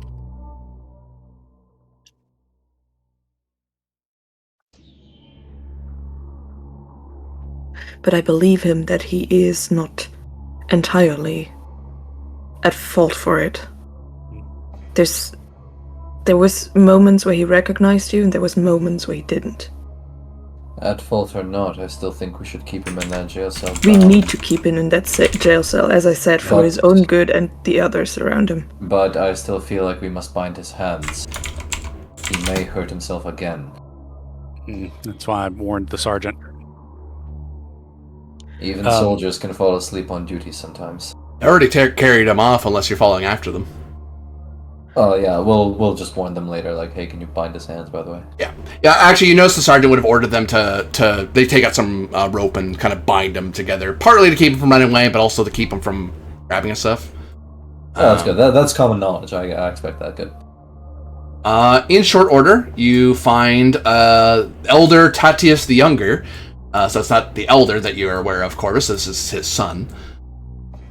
You see him dressed in more heavier robes than you might be used to in a priest. Far more Ratian in garment. But then again, it's the mountains. It can get pretty windy up here. It can get a little cold. And it's getting colder. Winter has started. Snow is starting to fall. So he's bundled up. Corby, this character is an oxymoron. Elder, the Younger? Hello? It's like Pliny the Younger. You know. He's the village elder, but he's Elder Tatius, but for clarity, someone has to point out, no, Tatius the Younger, not the elder. The elder's his father, the Younger's his son. I'm sorry, my brain is like... Just stop naming people the same names as their fathers! Exactly. Romans drives historians nuts. Romans. Even it's point of history, the person who took out, I think it's Octavius, I believe it was, the person who took after Julius Caesar, he named himself Caesar because, well, I'm his son, therefore I should have his name. So there's two Caesars who both were active, except one's obviously dead and one's obviously alive. So historians, for clarity's sake, will say, we just call him Octavian because that's what people knew him as otherwise, but that's not what people at the time called him. Because that made sense. Wasn't Caesar a title at that point? Didn't Octavian take Caesar as a title? No, like when Caesar was died, Octavian took his name, became Julius Caesar Philidivius. Yeah. So the full thing was Julius Caesar, son of the god, because there was the comet, and Octavian at that point said, "Oh, look, Caesar has become a god." So I mean, technically, he was Julius Caesar, son of the god. That's how he differentiated himself from the original. And if you're right, but then after that, it became a title, right? Julius Caesar was just a title for long after his life, though. Long after his life. Yeah. Caesar, yeah. But at the time, that was normal. You took the name especially if your father or mother was very important. It's a very good idea to have the same name as them. It's kind of people tend to take you more seriously. So it's a healthy assumption that this fella's dad was important. Mm-hmm. Right. He was the village elder when Corvus was a kid here. His father. And just how much authority does a village elder carry outside of their village? Little to none. But they carry all the power in their village. Sure. Without the curator, he would be the senior official here, because it's not the big city. He's not a governor. He would govern, if you would, the village, some of the mountains, and a bit of forest, like their bit of territory. Yeah, I was more interested in him as the local priest. Yeah. So we got a little bit more of that. Plus, he will know. He might also be a good source about what all's, been all these creepy things have been happening. He might know some more as well. But yeah, I figured Calypso and the local priest were the two people to really kind of cleanse the house, particularly if it was radiant spirits. Does the village elder actually command the legions within the village, or a legion within the village? The guard, such as it is. Okay, so he has no authority over the legion. Over the legion, no, but the people who are assigned to his village, yes. Okay. But those people are put it to another way. These people who are assigned here, like the village guard, they are legion, but they are like we keep order here. But if the legion, like the actual regiment, needs them, they'll yank people from the village if a war's on. But if there's no war on, keep them there. What are you gonna do? Hang around the fort? Do something useful. Yeah, they're kind of like the active reserve. Yep. And they also act as guards, so if they see something really bad, they'll go, oh god, run. Call the Legion. Yep. But yeah, you see Elder Tatius the Younger, and you see him in their raiments and heavy garb. Corvus, I would say to you that Tatius is only a little bit older than you, like maybe 5-10 years. So he's actually fairly young for an elder, but not like ridiculous. Yeah. Right. If anything, a young elder is a sign of a vital town, a town that's had people. They have young people aplenty, sort of thing. I'll greet him in Ratian. Hello, Elder Tatius. I am Belisarius Corvus from this village, now with the Cohor Arcana. I wish that we could have met under better circumstances, but I fear we have need of your elder and priestly knowledge rather than friendly reunion. And Ratian here responds, "It is good to see you, Belisarius. I understand you are on soldiers' work, Imperial soldiers' work.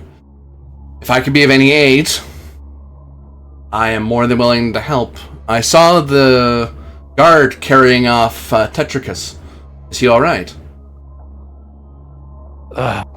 In short, no. We fear for his mental state, and also perhaps he may be doing battle with some outside force that is trying to corrupt him. In any event, I found evidence of forbidden rituals, specifically human blood rituals, having taken place, apparently by him. Foolishness. Idiocy. How is your Latin? I manage, he says in Latin. And I'll introduce him to the rest. This is the augur Calypso.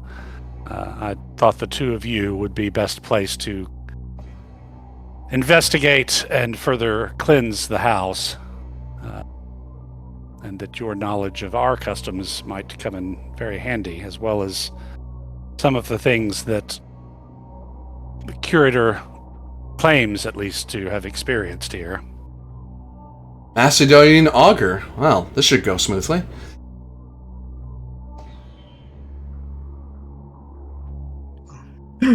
I suppose so.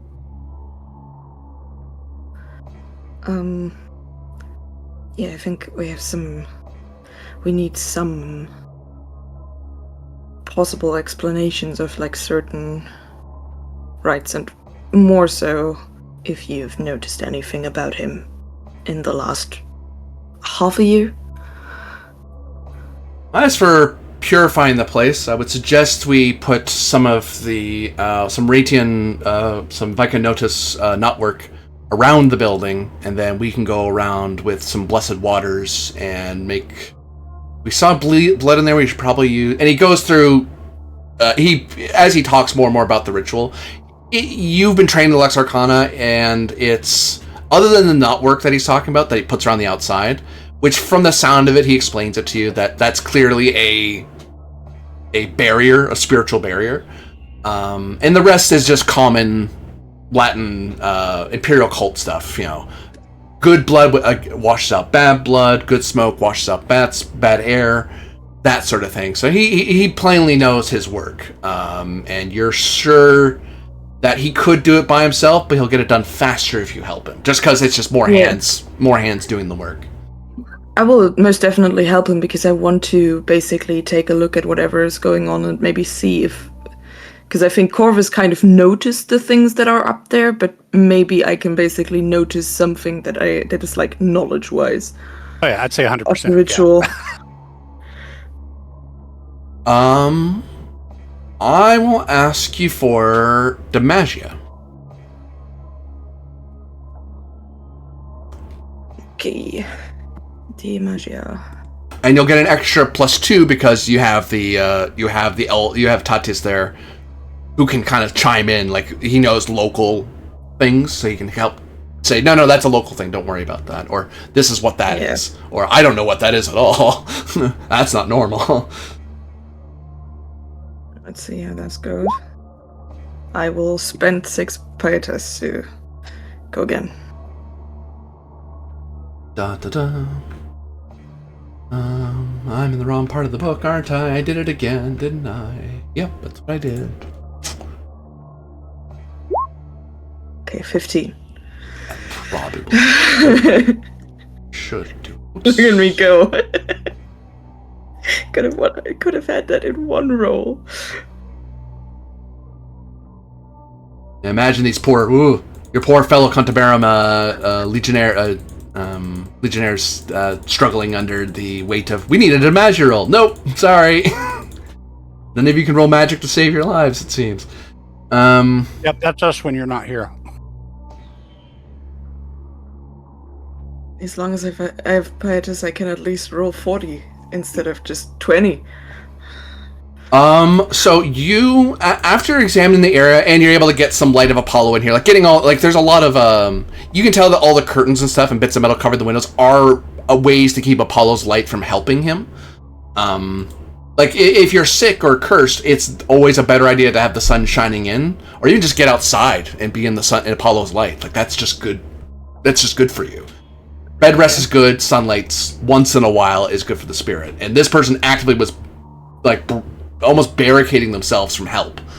It's like and no wind, no sun, barely any water, still air. Like that's just, even if he wasn't cursed, if someone did this to themselves, that's just, they would get cursed eventually. Like that's just bad for you. You'll get sick, either in body or in spirit. But as you look around, you see signs. This man has been subjected to the predations of a succubi, a sort of female demon who will take possession of the soul of a victim at night, especially those who are ill and feverish, eliciting erotic dreams, and during that time sucking out their soul.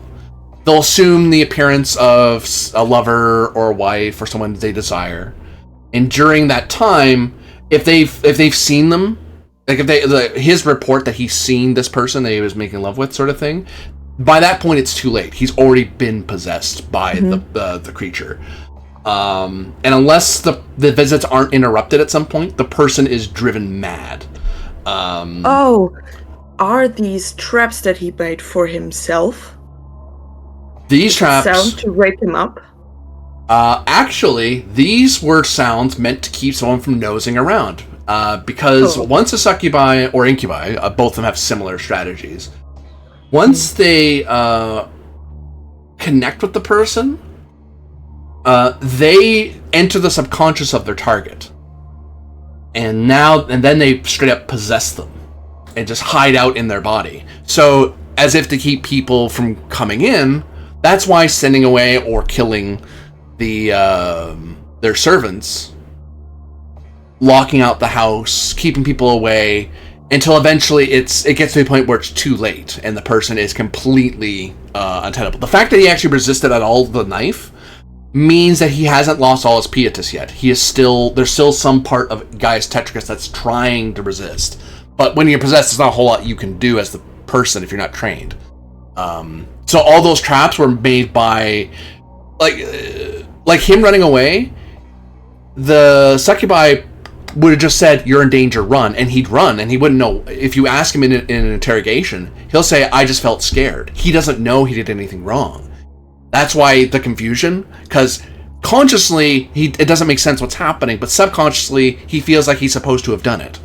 But the forbidden ritual, that's where it kind of breaks. The problem with possession problem is that you can make a possessed person do things that are kind of sketchy or weird, and there's no extra roll. If you make them do something that is against their nature or self-harming, then they get a roll again to possibly drive them out, which he probably was trying to kick her out when he saw the bowl and failed.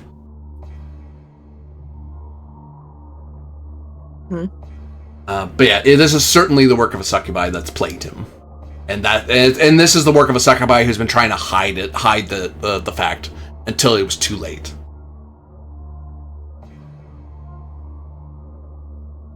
Yeah. Tell that to the others. Do you know how to cast him out?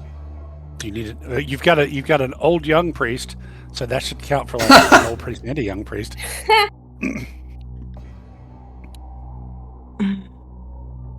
Do I know anything about casting out a succubus? I don't think so. You don't, but you know the elder does. He'd be familiar with exorcisms of the Roman, anyone from Italia, Raetia, or Macedonia would have run into succubi. Further away, they'd have a harder time because they're not familiar with that type of demon. But you guys are, so there are rituals. Actually, that said, there you would know a Mortanian version of what he would know. But same idea. It's exorcising a demon from a body. Various lighting of candles and of incense, and singing and calling out the gods. The danger I'll throw to you because you rolled so high. There's two things that might happen when you do that. If you succeed, you'll drive it out. Because he's not rolling to resist the possession anymore. You're rolling on his behalf. You're basically aiding him in resisting. If you shove it out, the demon will do one of two things. It'll either run for it, or it may try to possess somebody else. If it's a succubi, it will aim for men in particular. So if you want to be extra careful, you surround you make it an all-female ritual, so she has nowhere to possess. She has to fight or run. Well,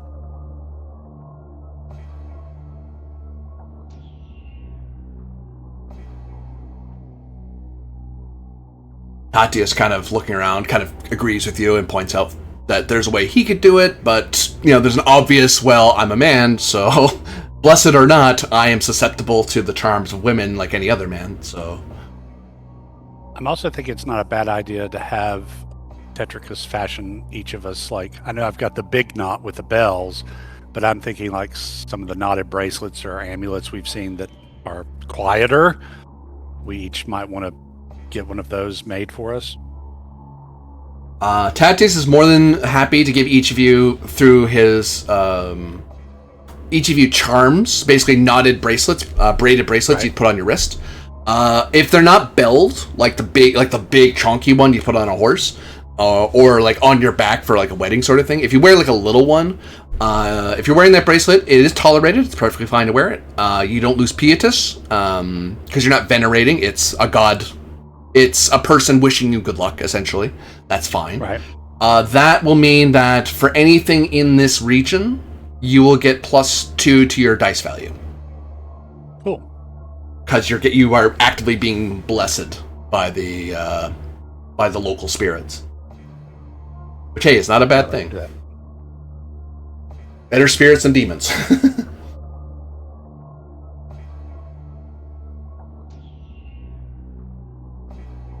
And also I'll note, the elder Tatis will point out the bracelets that you give, if you take the smaller ones for your wrist, they will help you. If you ever see it just snap, that's an omen that the spirit is trying to grab you by the wrist and pull you away from danger. Now, normally he'd tell anyone else, if that happens to you, run, go home, call for help. Don't get involved. For Lex Arcana, maybe draw your weapons and get ready for a fight. If you're not going to run, then fine. Understand that if that snaps, the spirit thinks you're in mortal danger and is trying to save you. So that +2 applies to what kind of rolls? Basically, any roll to deal with evil spirits in the region. Cool. You're basically getting what amounts to the blessing of Fenrir and which is tied up with a knot of Vicus Notus. Sweet. Which actually, I would probably point out for Corvus, you probably had one when you were younger, when you first joined the Lex Arcana. I'm sure. Just on your journey there. Whether or not you kept up the tradition after service would have been more of a personal thing, because Lex Arcana wouldn't enforce it. They wouldn't tell you not to do it, but they wouldn't tell you to do it either. Okay, so in other words, we technically can try to get that out of him if we get every... I don't know if there's a lot of female soldiers. Likely not, but maybe there's a few. Oh, there's you and Yulia. Among Well, others, yes. Yeah, I'm Perhaps. kind of... I can do the ritual, but you know how good I fight. I can defend you. What about Tatius's wife as there's got to be an elder woman of the village. If not her, then I can't imagine a village without a female elder. There would be, to take care of all those female things. Tatis' sister at the time, currently. Okay. He doesn't have a wife quite yet, much to his embarrassment. And there are one or two female guards, not among the Legion, but amongst the mercenaries with the traders. If you need extra swords, they can get it. I think that might be the option. Might be wise. It's the scariest bachelorette party I've ever heard of. Yeah.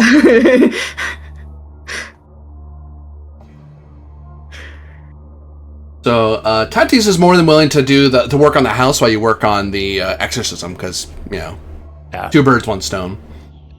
Yeah. Maybe you two or one of you can help or whatever, and we see that other stuff's done. Yeah, Corvus will stay behind to help Knot and throw trash away and all that stuff. Open up all the windows. I can help as well, Basically doing a spring cleaning, except holy, essentially. Kinda, yeah. Winter cleaning, Basically, nice stiff winter breezes as you open up all the windows. Like, we have to keep these open, though. Yeah. That's okay. Probably as much as that bedroom sounded like it stinked. Yeah. Yeah. I'd still get his sister involved in the sense of if she has something to add to the ritual that I can prepare. So it might be better or easier, or I just have an easier time doing it with her aid or something. Certainly. Because you're getting local aid, you will get to your roll. You'll for the exorcism, you'll get a +2 because you have the elder, the female elder, helping you with the ritual. Yeah. Does either Imperial Cult or Favor of the Gods or I think these are the two that would make sense in other contexts. Imperial Cult would work. This is a ritual that the Imperial Cult would have multiple versions of across the Empire. Can I assist with the roll? You certainly can.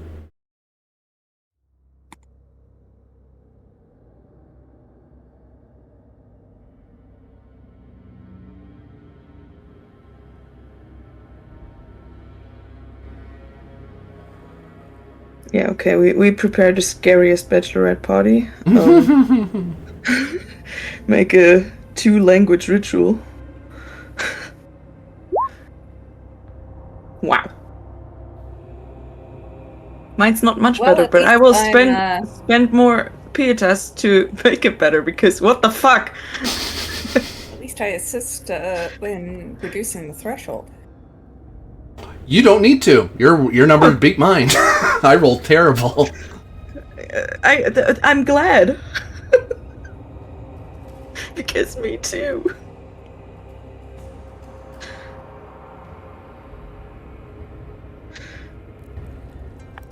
And from the body lashes out a purple-eyed, dark-haired, horned demon of a woman, clad in naught but metal about her neck and hips, which would be rather enchanting to a bunch of horny men, but surrounded by women who are not, who may like women or not, but the demonic wiles do not work on you. She realizes this very quickly as she notices she's surrounded by faces she can't work on, and immediately focuses her wrathful attention to try to attack Calypso. You engage in combat at this time, but you all get to act first. And since I will give all of you the others here are around. The elder lady will drop back because she's not a fighter. The other two, Tiberius and Corvus, I'll let you roll for the female guards that are around because they'll draw their weapons, and when they notice that a demon literally leaped out of the guy's body, it's like, oh, that's what we're here for. Yeah, good for them. You outnumber her, so you can choose who engages her directly or who backs off and does ranged attacks. At least one person needs to engage her to keep her in place. I will engage her. Yeah, I will throw stones at her. That's so bad because it's like throwing stones at a woman that is kind of a little bit too sexual. It's kind of always a weird feeling. Yeah. What of the two? Demon. Glad it's a demon, huh? What of the female mercenaries? Do they engage as well, or do they back? Or they range back? That's up to you two. My female guard will go forward into hand to hand. Okay.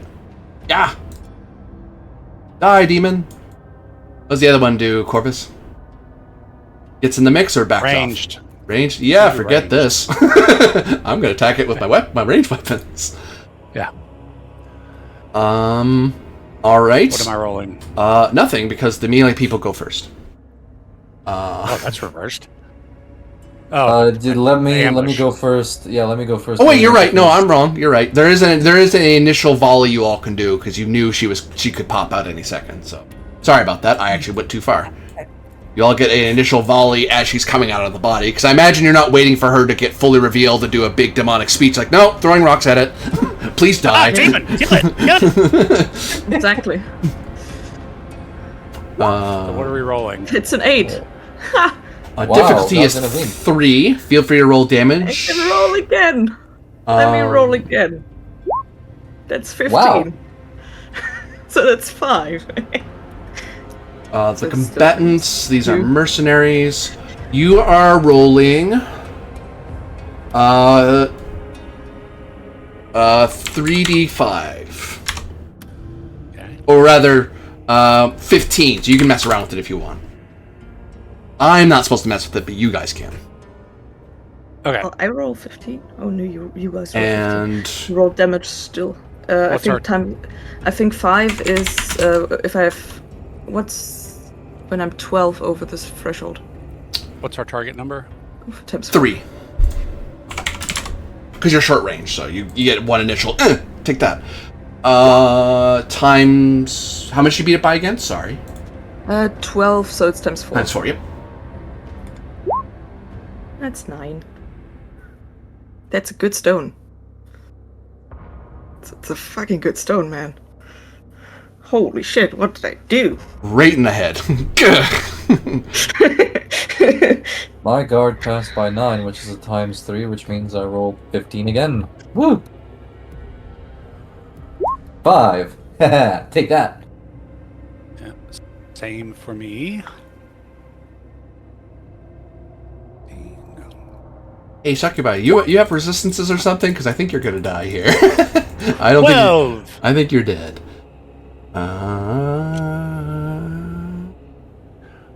Oh wait, and these should be stacking too, right? Because we're attacking a multiple opponent. Not in range. They're each individual attacks. Oh, fair enough. It's melee. It does that. Yep. The downside with being range attacked is there's no contested roll. You just get attacked and go, well, hope this doesn't hurt. The upside is the demon stays over there. Hey, does your speed help you here? I don't think so.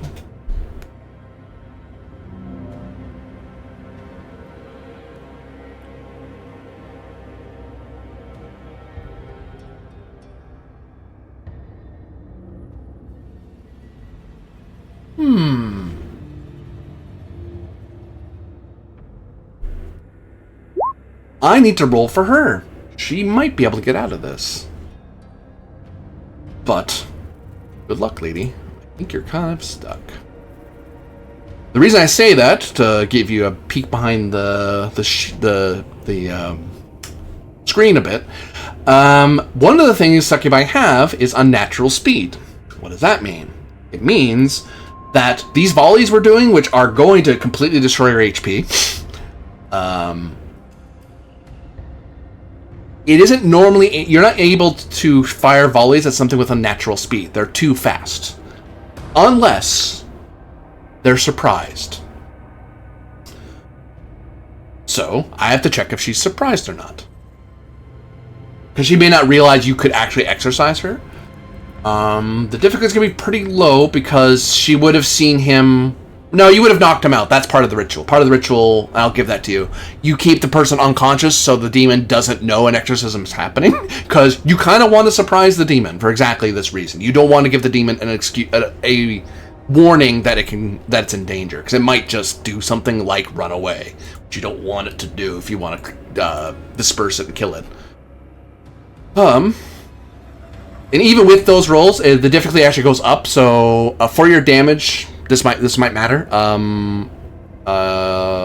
The difficulty isn't 3, it's actually 6. Because even if she isn't surprised, even if you do hit her, because of the natural speed, she's actually harder to hit than normal by 1 step. So Yeah, you might have to re-roll your damage with that in with 6 as your difficulty number. Yeah. Sorry about that. It's only 9, so it's only ×3.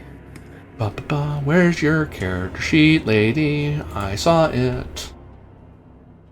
Nah, much worse.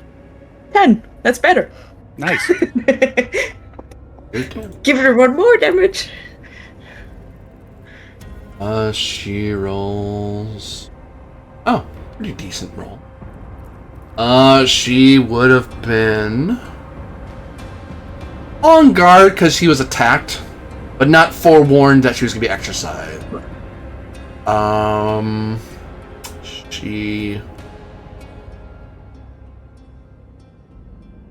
No, that wouldn't be it. And that would be it. So her difficulty is...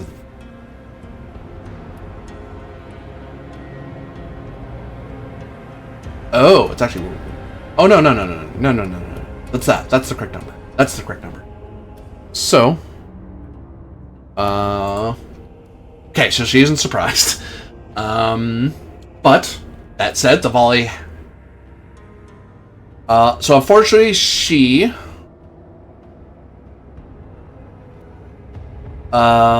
made the roll. So, you fire your initial volley. And she moves and dances around the attacks. And takes no damage. So now, as you move into attacker in melee, like you were attending to before, the people further out know that that initial volley attack, she can use her natural speed to avoid. When you engage in ranged attacks like this, now you're just attacking at a higher difficulty. So that's something in mind. Okay. So just for later, and remind me for later as well. But that's how, my understanding, that's how natural speed works. That initial volley just basically gets canceled out if she makes the roll, if she's not surprised. If she is surprised, it's harder to hit an unnaturally fast opponent. During a melee, like a close-up fight, ranged attacks are just a little bit harder, but they're not impossible anymore. However, I will warn you all. Sorry, go ahead. I said it works for me. I'll warn you all, with this Tempest, she will try to get away. With unnatural speed, there is no roll. She will just succeed. She's too fast. If you want to stop her from getting away, you only have this Tempest to do it. Mind you, she did look like she was going to go after Calypso first. And then you swarmed her. So if you roll crap, if you roll like no damage, she'll probably try to attack. Well, actually, no. As part of this, she's probably attacking you guys as you're attacking her. If she does really well, she might stick around and fight you to kill you. If she does really badly, she'll run away at the end of the turn, because she can just choose to run away if she thinks she's in trouble. So that said, Yulia and Guard, one of you decide who attacks first, because she's the one outnumbered. She doesn't get to choose who rolls first. Do you want me to attack first so you can get the bonus? Yulia? Rafina? Mic muted? So if I unmute myself, yes, let's do that. Okay, am I still rolling 15? Corby? Yes. 3d5. Oh, she beats me by 2. So, she lashes out and claws at your face. Oh no, my pretty face! Well, what armor do the guards have? I think it's pretty decent, actually. I really should have scrap paper to scribble numbers down.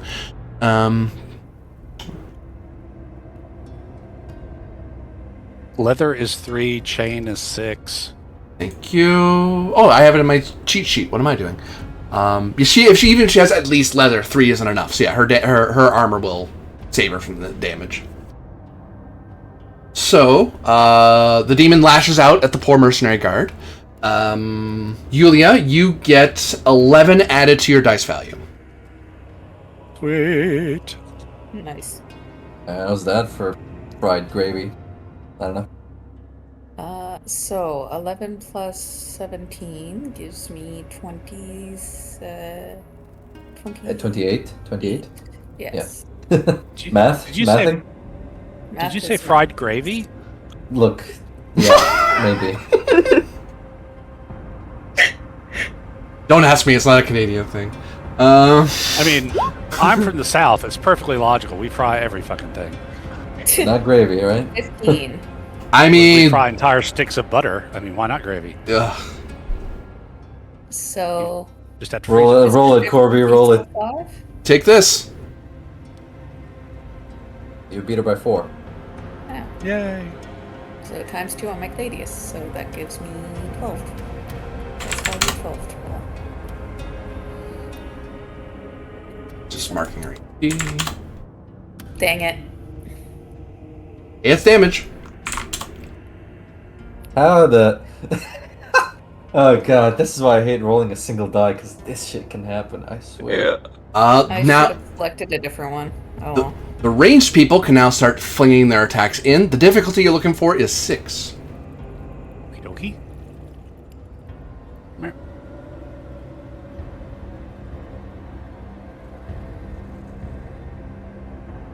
Do this combination.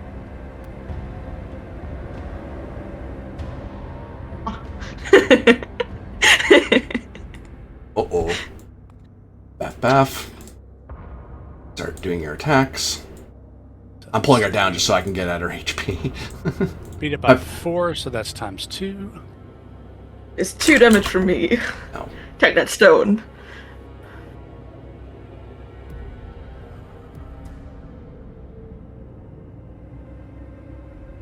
Five from me. Launch your attacks against her. You draw blood. She screeches and hollers and curses all your names. But as you begin How does she know my name? As you begin to begin your second tempest of battle, with unnatural speed, she flees.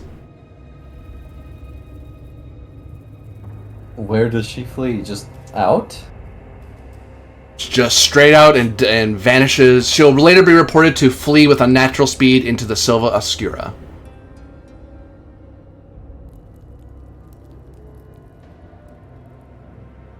Oh, well, damn it. But she's been exorcised, so as long as a guard is kept around the curator, he won't be possessed again. Because there's no sense going to a body people already suspect. And with your role, Calypso, Succubi and Incubi live long because they know when to run. If they think that they're known in the area, they'll go somewhere else. They're not going to stay here because it's too dangerous for them. Because look how easy you almost killed her in 1 round. That's the danger of being exercised like that. But So she will likely leave the area if there's nothing weird with her in specific. Yeah. Just in case, though, let's have the female elder make a knot for him to wear. A chastity rope, if you will. That's right. Cinch it tight. Cinch it tighter. You had enough good nights. Now it's work again, curator. Right. And once again, the Lex Arcana proves why they are so important, even for a small village like this. Because these folk, imagine that same fight, except it's just the elder lady and these 2 mercenaries. Right. That is not the same fight. No. Well, I'm imagining this guy's going to sleep for a week now. Mm-hmm. As he slowly gets his pietas back, because he was on the brink of going perpetually mad. Nice. But yeah, by the time the exorcism is over, it gets dark. It is nighttime, and the house is freezing cold. Smells of all kinds of different incense, and Yulia and Calypso come back to the curator's house, victorious. Yeah. Have you done it? Yes. Well done. Oh, well done. Should leave the area now. Oh, the demon yet lives then. Well, she's very fast, yeah.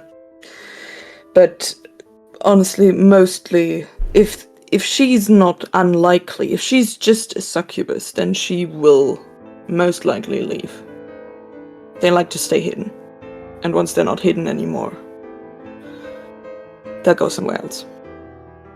So, while we've been working on the house and stuff, Corvus would have asked Tatius about, the voices that the guy had heard, if that was just him or if anybody else has been hearing similar things, and any rumors about people going missing or the eagle or anything. He would tell you that your mother's a chipmunk and your father is a beaver. And then he would do Latin because go into Ratian because his Latin's garbage. And why are you so offended? You said this. Oh, whoops, sorry. Let's try that again. So, in truth, he tells you, because you have plenty of time, because you're walking around a house doing spring cleaning and cleaning out blood and all this other stuff, so, he's more than happy to help the Lex Arcana. So what he knows is that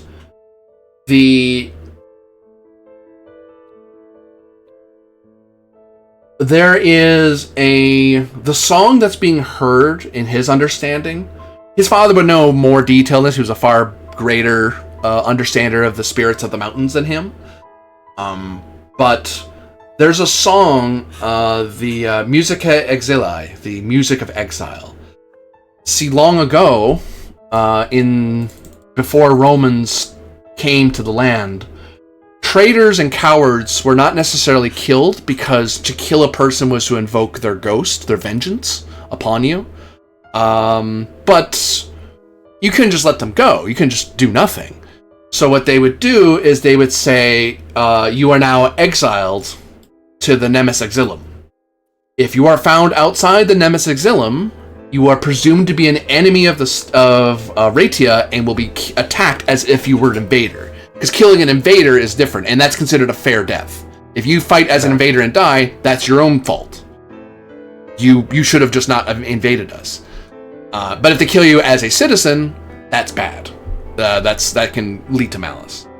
And it gives people a chance to die with honor to some degree. And the choice was, if you wanted to, you go to the Nemes Exilium in the south. You could either live in the forest for the rest of your days, which you could do. It's doable. It's not fun because you don't get to go to the city ever. You can never talk to the villagers ever. Any Ratian who sees you is told you're an exile and to be killed on sight as an invader. Or they could go south across the mountains and hope to God that they can survive that trek and maybe go to Italia and be their problem. Much to Rome's annoyance. So you can imagine why Rome didn't like Ratia doing that, but that sounds like a you problem. But there was a music that came of that. Music of exile. Sometimes exiles, in their death, would hold a grudge anyway, and try to invade. That's why there's the knots. That's why the priests. That's why guards are taught a little bit. Even some of the local guards are taught a little bit of the arcane to watch out for spirits, vengeance. And normally, before Lex Arcana was a thing, they would warn elders like Tatius, hey, I hear the music of exiles. Help. It's like, okay, I'll go with you and help you drive the exiles back into the forest. Because they wouldn't necessarily exorcise them like the Lex Arcana is taught to exorcise and slay the ghost or drive it away. They were taught to drive it into the forest because the forest spirits would trap them. And they would bless them out every so often. They have festivals in the Fenrimontes and the Corvus Coronum. And they would basically create the mountain spirits trap the spirits into the valley. So there's really nowhere for them to go. And the spirits either need to be exiled and live with it or be dispersed. Most spirits decided to stay in the forest. That's why that trail there that goes into the mountains, that's the reason the locals haven't improved it, because they still believe in the music of exiles.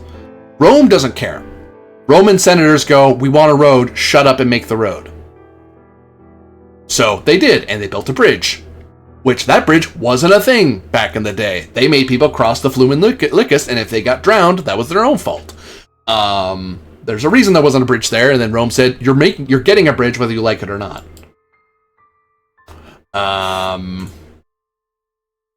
So, what method was usually used to find and then drive out the wandering spirits back to the Nemes Exilium? They would adorn themselves in knots, blessed and with many bells, and march, cross the river through a ritual, such that the water blessed them a little bit, on the way out, because they basically letting the water spirits know, we're real people, we're not ghosts. Please let us come back. Another reason why they don't like the bridge, because ghosts can cross the bridge now. Thanks for that. But Rome being Rome. So they cross with knots. They go into the forest. They would battle whatever... why spirits would evade them, if they were lawful spirits, ones that knew their exile, they would stay away. If I'm going to be a ghost, I might as well be a ghost and not be hurt, so I'll stay away from you. I know better. If I'm defiant, I will attack you, and then they'll attack whoever attacks them. They would then make their pilgrimage all the way to the Adelica, what you know as the Adelica Echo, and there, in the deep waters, they would... I lost my notes. Looking everything but what I need. Try that again. There we go. They would go into the shrine and seek out the Mirror of Residence, is what it translates to. Basically, a polished bronze mirror that is hidden in there and blessed by the spirits, and they would talk into it to draw the somewhat vain Oleds of the mountains in the hills to come help them. So they could tell their bigger sisters out in the Meridelani Montes, they would say, hey, help us. The spirits are disobeying our agreement.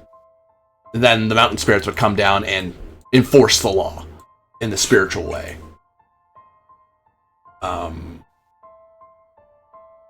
But that's a ritual they haven't done for a very long time, because not since Rome took over Raetia, because that is not... for a long time, Rome disbelieved in magic. Magic isn't real. The gods are real, and that is for God's work. And everything else is so much superstition. When the Lex Arcana were installed, that's when they started pulling from various magical traditions. But they've never really reinstated that ritual, because Lex Arcana's solution to the problem is sending a bunch of armed people armed with knowledge to go kill whatever it is. Or solve the problem, whatever it is, through tolerated and permitted means. Not that Tatius is bitter, it's just that's just, for him, he's a person who's lived in this era. This has been the truth for generations. That's just the way it is. The only reason he knows the ritual at all is because it's passed down from elder to elder to elder. He's aware of it. He's never done it. His father's never done it. The last person who would have done it would have been maybe five generations or more, I would say. Would such a ritual be tolerated by the Lex Arcana's current statutes? Damagia. Ugh. Actually, no, I'll save you. Yeah. It would be tolerated because it doesn't involve blood sacrifice. The downside of a knot, of the big knots that they're talking about, like the one with the bells, dingy. One, it's loud. You can't sneak in them, and you don't want to. You're supposed to. You don't want the lawful spirits to attack you. You're trying to tell them, we're here on business. Leave us alone. It's your badge, if you will. The problem is they do weigh. They are heavy because they're big hunks of rope that you knot to your back with big, heavy bells. You're looking at an encumbrance of an additional 4.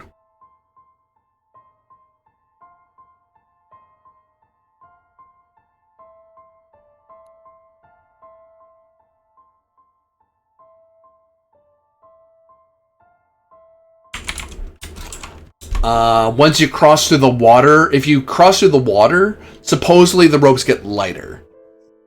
He doesn't know how much lighter, because he's never done it, but you have to, you having seen the rope or seen it on your horse, it's heavy. It's a fair amount of rope that you're hanging off something. Right.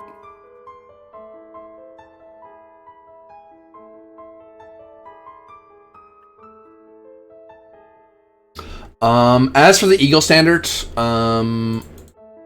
to his knowledge,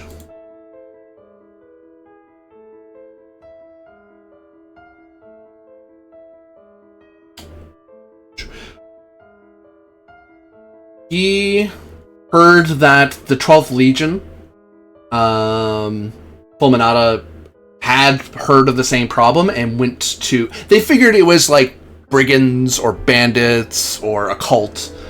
Not like Lex Arcana level of cult, more of it's a bunch of idiots who are gonna get the Lex Arcana here. Let's just go kill them all and be done with it. Let's kill who we can, crucify the rest, and be done with it.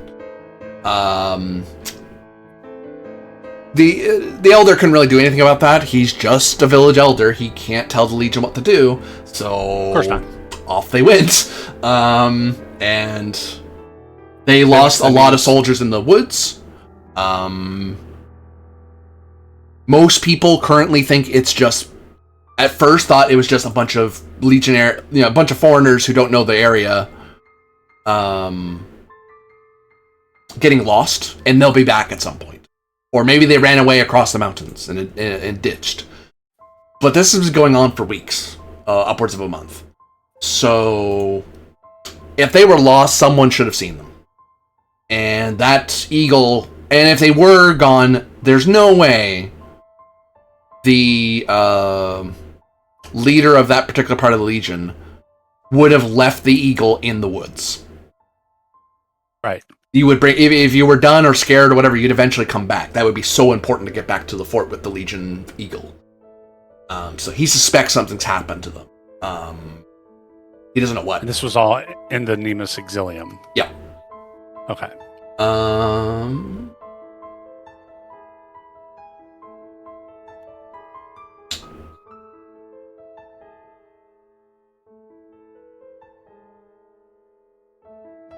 The other part of our scroll. Now the only person he thinks would be of help, who would know more about this, is Oleus Septimus, because the leader of the Legion was a Septimi as well. His younger brother, in fact. So he would know more about the man than he would. Like he knew Oleus as well. He knew the Septimi, but he dealt with Victus Noctis stuff. He didn't deal with city stuff as much. But you knew the man more than him, so he's like, well, if anyone could talk to him, you probably could. Because I don't think he's I imagine he's very upset with Rome right now for letting his brother go missing and not do anything about it. Although now you're here, so you're doing something about it. So that should be encouraging, if nothing else. So he's probably next on our list. Oh, we have a list?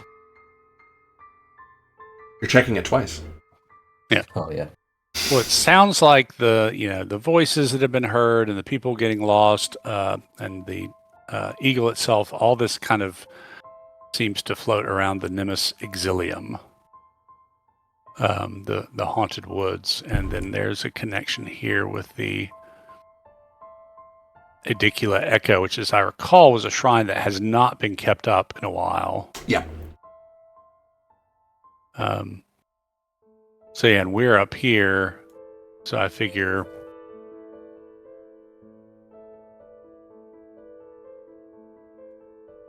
we could go to the fort and see what we can learn there, but then Alice Septimus's villa is kind of on our way. So we're heading down south. Villa, and then the city. We need to inform the governor of everything that happened. Yeah, I mean, we do, but we don't have to necessarily. I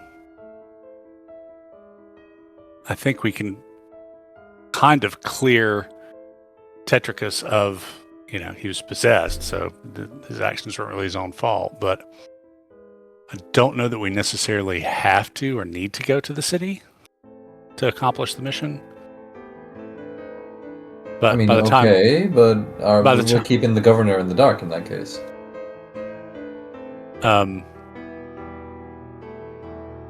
Yeah, I mean, I don't know.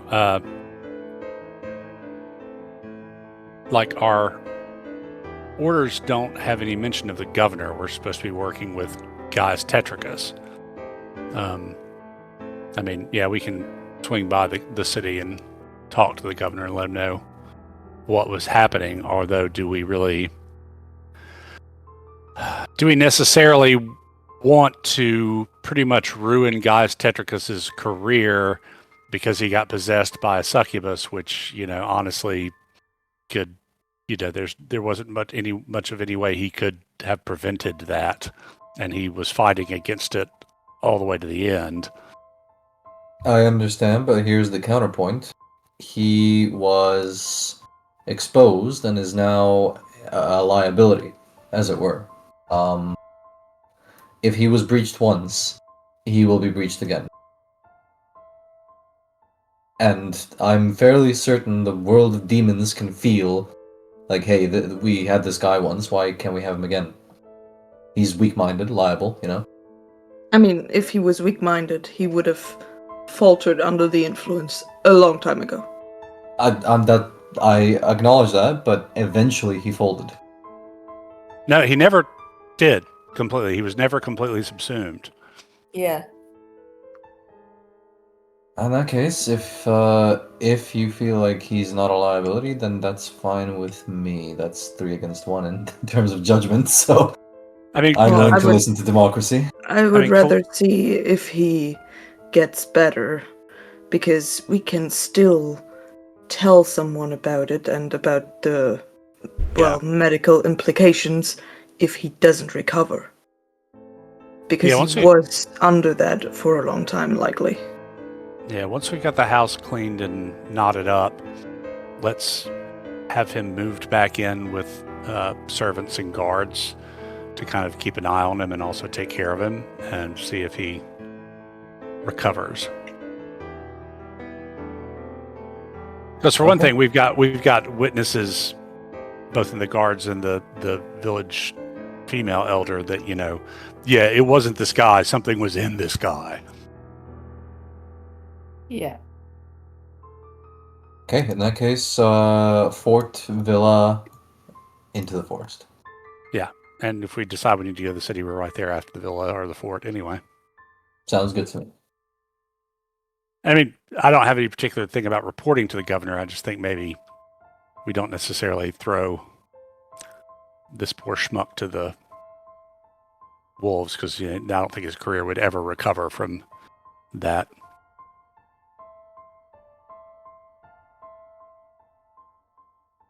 Yep, no, I agree. I think we should get our horses and get on our way then. All right, so can I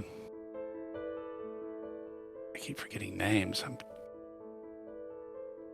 not Tacitus. Can the village elder teach Calypso the rituals that are needed for this operation? Calypso, you can give me, as he instructs you, a Demagia roll. See if you understand the ritual.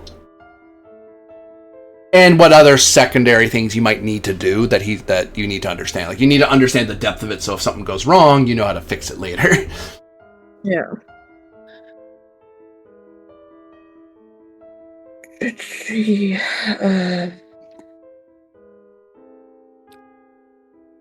40.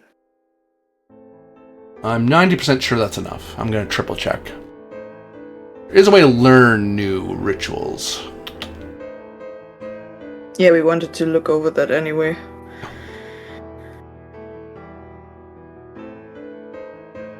Thanks, book. That's not what I need to know. I need to know that part. Thank you. I will say, if you want a system that will give you a shit ton of information, sometimes overwhelmingly so, about ancient Rome and how people and buildings and roads and everything worked, Lex Arcana is the system for you. Yeah. It just has splat books all over the place. Obviously made by somebody who was a fan of Roman history. Well, and like in Italy, it's been big. It's since the 90s. So I mean, they're like revising it and publishing. Yeah, because the one we're using is a not a remake, but it's a newer edition. A revision. A revision. Yeah, Yeah. newer edition. Yeah, new edition. But you know, they've had since the 90s to do splat books and write settings and stuff. Takes them forever to actually fulfill a Kickstarter, but hey.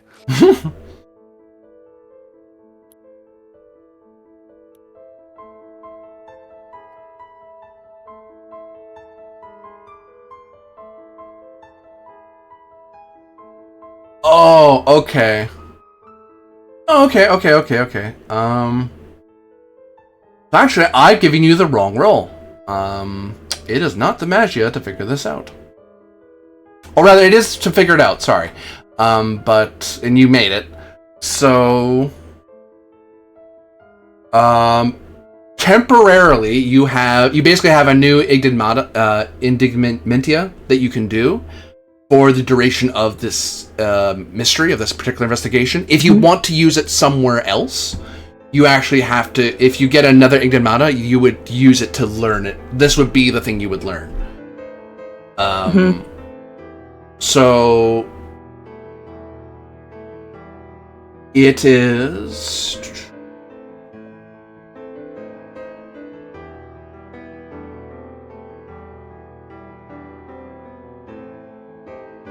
Right. So this is not in Italia, this is Then the Greco-Italic Prefecture. No, it's within the imperial borders, though. Okay, so we know that.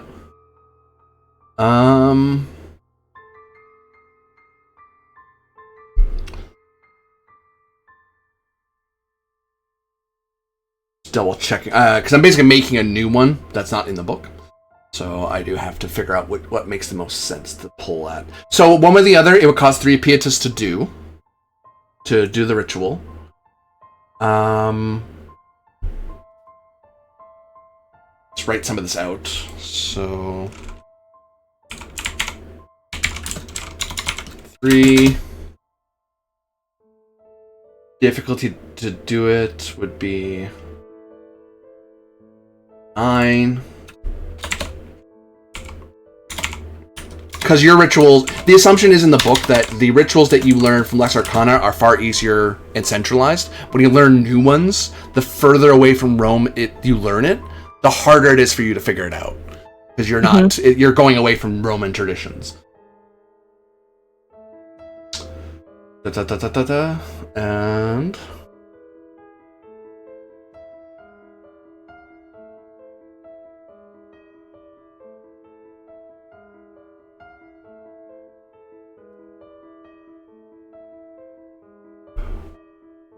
Okay, I see what you're saying, book. I see what you're doing. Okay. This uses Octoritus.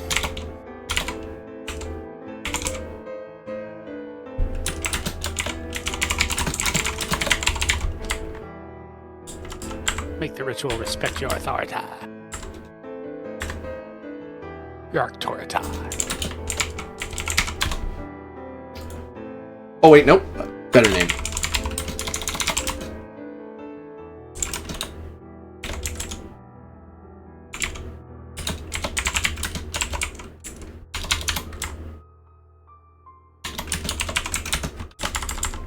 This is the ritual of Lex Vicus Notus.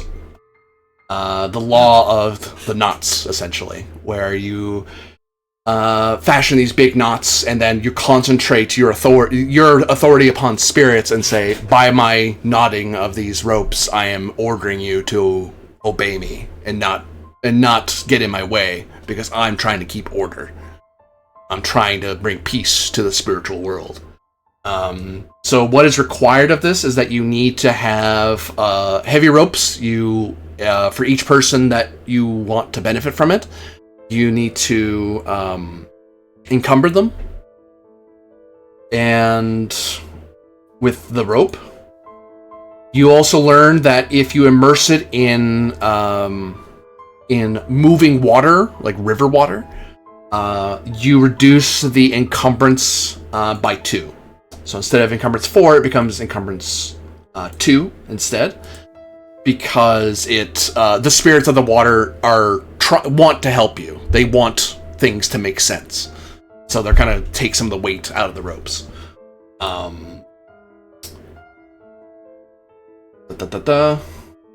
One other thing.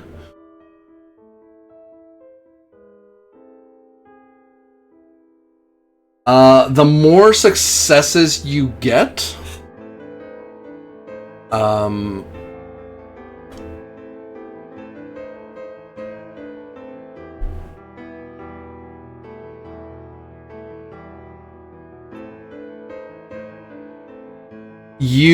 if you get into a combat while wearing the knot with a hostile spirit,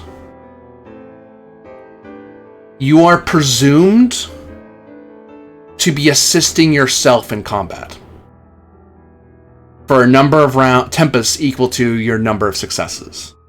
So if you get 1 success for 1 extra round, you basically get to roll melee twice. The first one is just at the same target, so you always can be attacking and doubling up on yourself, basically.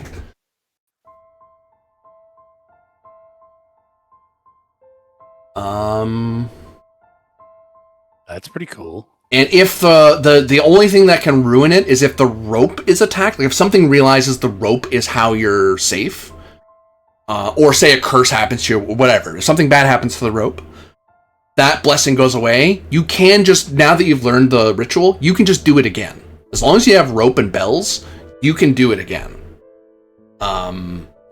If you want the protection of water, you'd have to either go back to the river and dunk yourself back in again, or you'd have to have some with you to douse the rope. Okay. And it's a considerable amount. I would actually say you'd have a considerable amount of water to douse the amount of rope. So much so, I'd say if you wanted to walk around with it, like a huge chunk of, you'd either need to have it on your horse, or you're walking around with an encumbrance one, like a huge bucket of water or a jar of water, because you basically have to pour. Because I think a massive knot of rope that you have to pour and soak in water, which normally you dunk in a river, which is plenty of water. So yeah. Does it have to be begun at any... I mean, I get you want to do it before you cross the water, but I mean, do we have to start the ritual here in Vicus Notice, or can we do it like... just now that you know what to do, you can do it water? anywhere. Okay. Cool. No. You're saying that as if I was good in Octoritas. Oh, do you have to do it, or... Others can assist you, thankfully. Okay, that's good, because I have an Octoritas of 10 for a difficulty of 9. I wish I had an Octoritas of 10 for a difficulty of 9. There's a chance. There is. Yeah, I think Yulia is your... Yeah. 20% chance. I've got an Octoritas of 13, so... I've got an Octoritas of 15. Oh, there you go. So, we can... That's awesome. We might even make it if we lower the difficulty. Yeah, that's already nice, and it's also kind of a cool activity to make knots together. Team building. See if the gods intervene. There we go. Close, but no cigar on my part. Oh dear. Yeah, I mean, the gods would have had to intervene for me. But maybe we lowered the diff. And I'll say you do, because this is definitely a ritual that an elder would do in communion with others. It's just... So the difficulty is no longer 9 when you're helped. If others help you, it drops to 6. Sweet. Perfect. So we have a couple of successes then. Well, when you're aiding, it's whoever's the best. Is who you nail. Is who you Then look it's Tiberius. Tiberius makes the best knots. That is, you beat it by 3? Or no, you hit the number plus 4, actually, sorry. So you actually have... So you all have you fashion knots that give 2 Tempest worth of extra... of double attack, basically. If you fight a hostile spirit. I'll note it's specifically, it isn't just spirits of this forest. If you fight any evil spirit, like ghosts or spirit-like enemies, it still works, because spirits recognize authority even from far away. Something that's like a monster is different. Like a minotaur is different, or an undead skeleton is different than, say, a spirit. So, keep that in mind. This is really meant to say notice. This is basically the spirit counter. Okay, so has the ritual been done, or have we just done the prep work? Okay, cool. Yep, you all have big chunky ropes, and the pietas. I don't think I have one because I can't carry it. Do I have to spend the pietas? Only the lead. Only the lead has to do it. I spent the pietas, or yeah. So the question is, I mean, I can carry the rope at the moment I have it in water, but only perfectly. Then basically, like, then I'm at my max. She'll pass out from the weight. Yeah, we keep you in the back. It's better. Like, I don't know. It might be helpful to have, like, I don't know. I can just. Oh, the other benefit I should point out. Sorry, the ropes give an additional 4 to encumbrance. Is that right? Yep, unless they're dunked in water.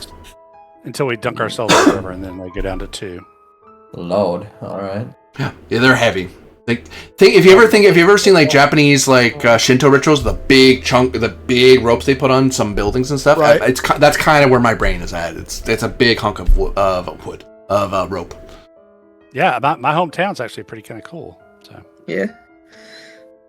Also, the side benefit, just to reiterate, even outside of combat, if it's a friendly, sometimes friendly spirits will mess with you just because it's funny.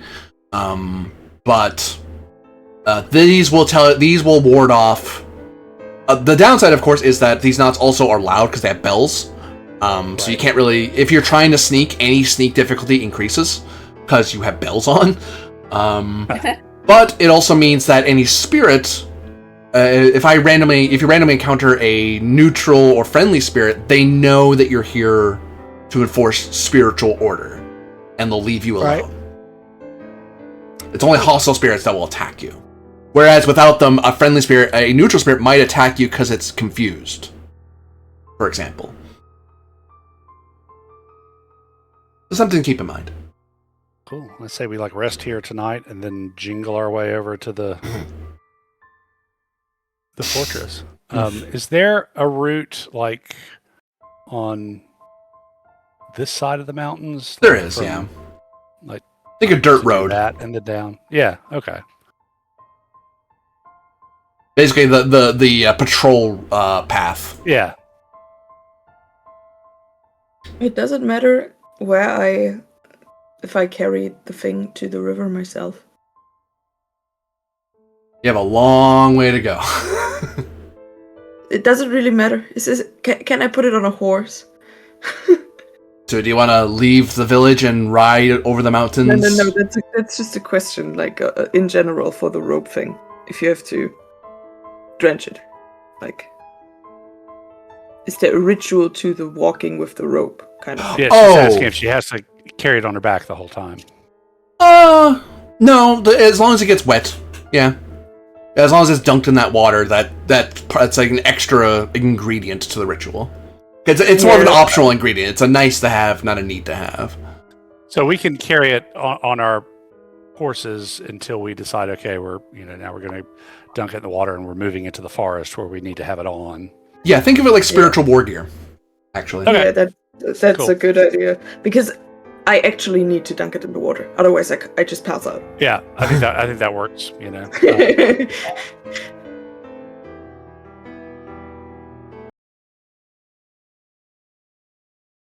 Although, honestly, even in war gear, Corvus can carry it without any problem. But it does... I'm weak and old, okay? This will keep him from jingling. Yeah, I can carry it as well. I am weighed the fuck down, though. Seriously weighed the fuck down. Even with it, I'm really not. So. I'm a tank. I'm just, All right. I'm at 4 out of 6 without the rope.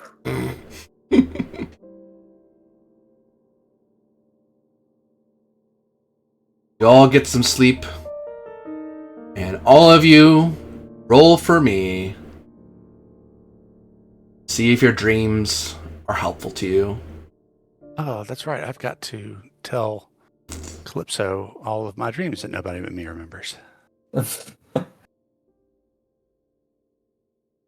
Roll for me. Rolling. Your mom. Roll for me. The Magia. My mom's not really rollable. She's she's old. Get one of those big those big bubble balls, whatever. Put her inside. Roll. Oh yeah, bubble ball. Please don't roll your elders down bubble balls, please. Public service announcement. Do we get the +2 from the knots?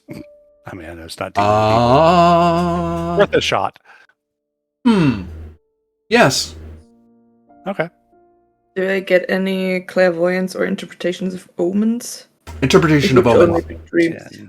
Dreams actually better, yeah. But, no. Yeah, so I don't get it. Because I don't have dreams, that's the one I don't have. I can't have them all. I suck. Jeez. What are those rolls? I already, it's literally my highest set, and I haven't managed to, it's either I roll 15 or something, or I need 2 rolls of 20 to reach 15. I don't know what you're talking about. This is how I usually roll the Magia. It's also how I roll the magia. That's the problem. That's where we don't get anywhere. You all have a dream of an eagle on a mountain screaming into the sky and catching fire. Oh. That's how your cold morning greets you.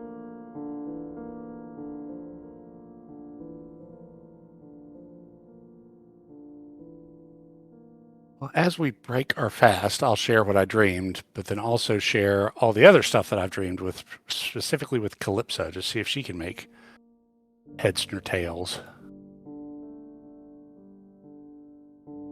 And I'm going to put that in the Discord. Read it quickly because the GM may very well... We'll delete it.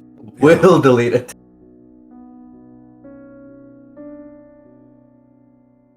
Plan. It's like 3 dreams. I just put it all together. Okay. Yeah, sorry, it's 3 incidents, but... Whew. I was worried.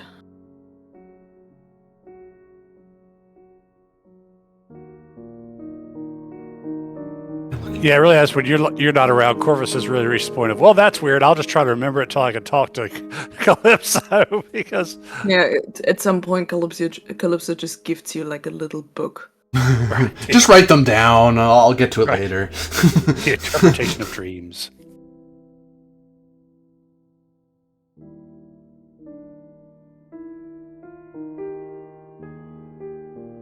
So,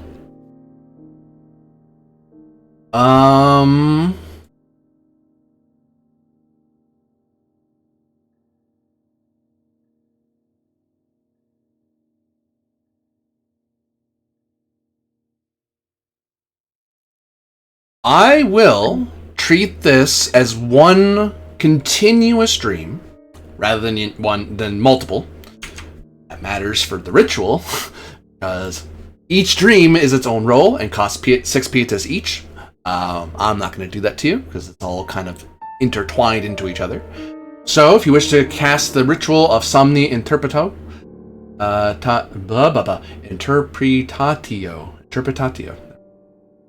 it is cost 6 pietas. It is a difficulty of 6.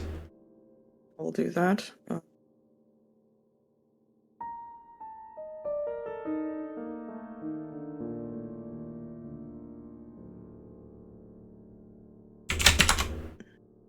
Would that be as well connected to the knot bracelet? Or is it like only the normal? Just asking. That's a +2. Yeah, I know, I'm thinking about it. I'd say so, yeah.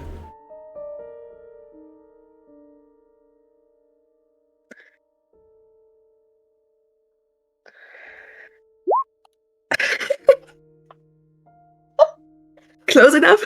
Close enough? All right. So.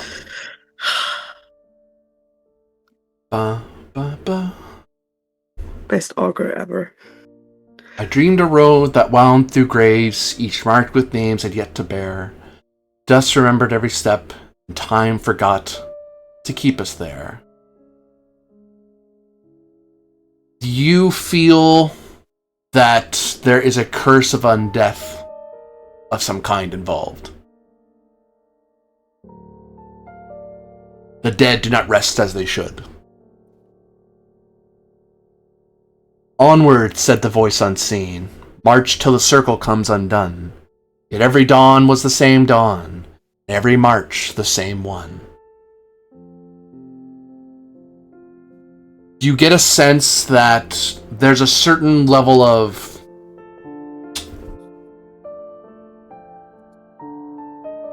repetition in duty that happens for people? And that can make the days blend into each other. And in a mystical way, that could probably make a person lose sense of time quite badly. The stones repeat their numbered scars. The milestones whisper, all return. No fire burns but burns again. No bridge but waits to burn. There's also this sense of something is trying to keep you from going forward. That a fire is looming ahead of you and bridges burn. And your duty demands of you to walk forward.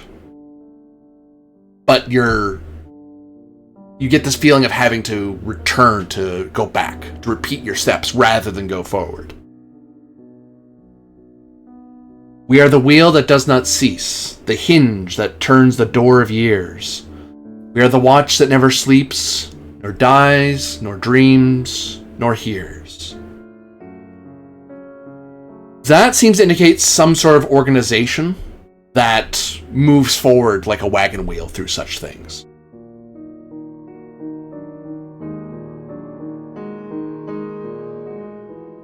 One that deals with the arcane.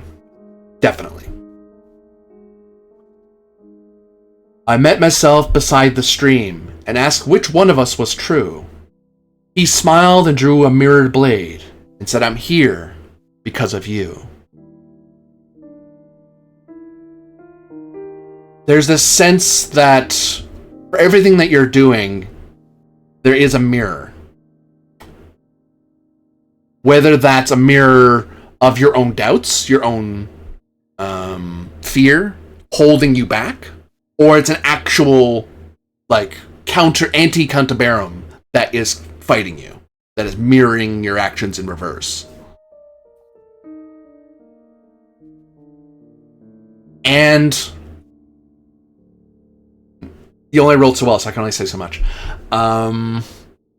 There's more to it, but there's more to all of this, but I'm trying to help because you did make the roll. You did succeed to some degree. We bled in tandem, wound for wound, and shared a scream that split the sky. One fell forward into dusk, one fell backward. I can't say why. You and the mirror share pain and suffering. You suffer together, whether that's your own doubts or this anti-counterbarum. Beneath the earth, the voice was clear. You've come before, you'll come again. The mirror shone with no reflection, save the ghosts of where I'd been. This seems to be connected with a mirrored surface of some kind, like an actual mirror. But the mirror won't show a real reflection. It will show what you've seen before, or where you've been before. I broke the glass, it did not break. I fled the hill, I did not flee. For every step I thought was free was one the mirror took from me.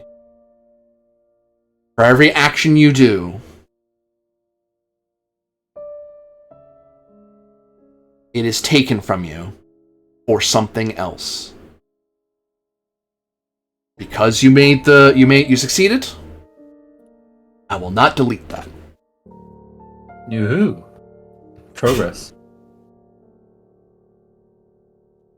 Well, we do know that there's this bronze mirror, to get literal about things, down in the Adecula Echo.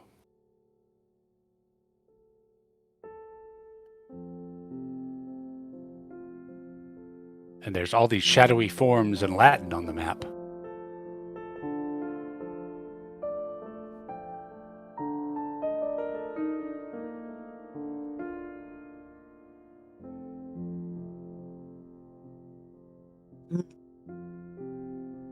So well done. That's actual progress.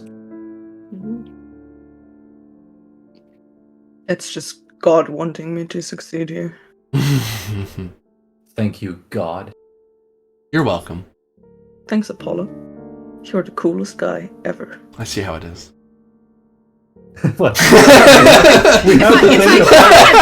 If I get blasphemous then and call you God, then you'll punish Apollo me. will take- I mean, you're right. Apollo Yes. will- Just because people say you light up the room when you come in, Corby, doesn't mean what you think it means. Okay.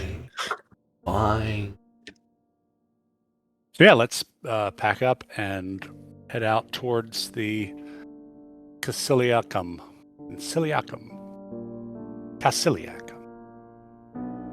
The fort. Go to the fort.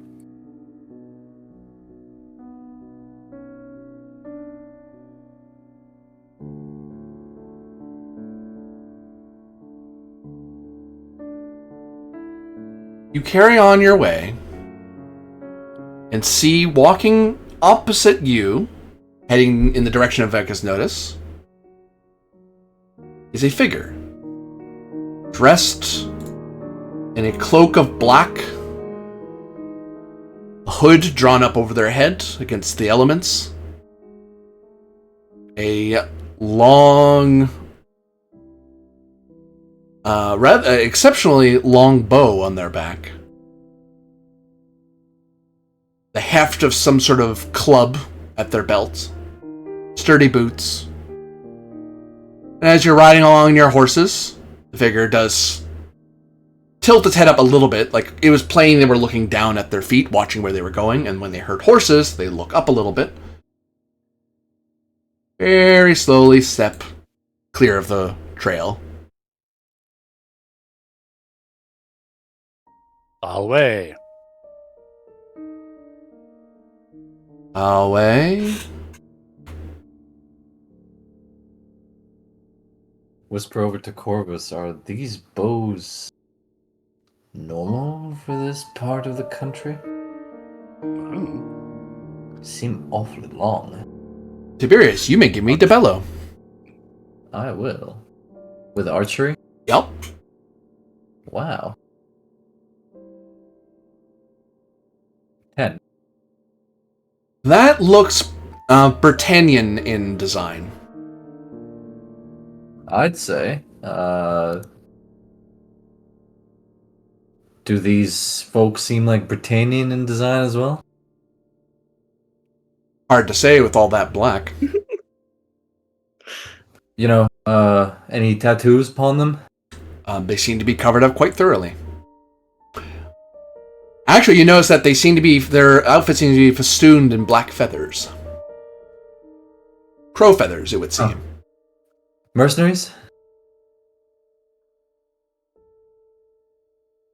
Are you asking me or asking him? I will actually just reach out and ask them. Are you mercenaries? Just one guy. Oh, sorry, them, yes. The one guy. I have been accused of being mercenary, though I do not profess the profession. I am no sell sword, though I do sell my sword. From time to time. No kidding. Is your sword for sale right now? Depends. What is it you want cut? And pray tell, with what will you be doing the cutting? That club on your belt?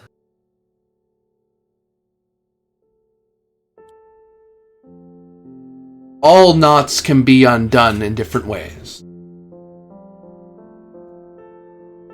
What matters it to you if by scissors or teeth or fire, if the knot comes undone? Are you heading toward Vicus Notice in order to undo knots, friend? On what authority do you ask, armed traveler? I don't tell things to mercenaries. Sorry, is Britannia part of Rome? I think it is, right? It is, yep. At pain. Constantly. Yeah. It is one of the few territories in Rome that's constantly fighting. On the authority of the ones who govern this land. So you work for the governor's office? Far above that, my friend. Ah, the provincial governor. You work for them. No. At some point, I will start taking these guesses as insults. I'm asking for clarification. You're the one being vague. We are of the cohorts Arcana. We ask under the authority of the Lex Arcana in the name of the Emperor. Oh. See why vagueness was important? Language conveys knowledge when it is precise. You speak very concisely and fluently for one of Britannia. And beyond that, Vicus Notus is my hometown, and we take knots rather seriously there, and they're unknotting even more so. So, are you heading to Vicus Notus to undo some knots? I am. Which knots? What knots? There is an elderly, well, they say elderly. We'll tend to overestimate age. An older man who is in high station and deserves it not. Whose soul is twisted and must be rended. For if left alone, will bring all knots undone.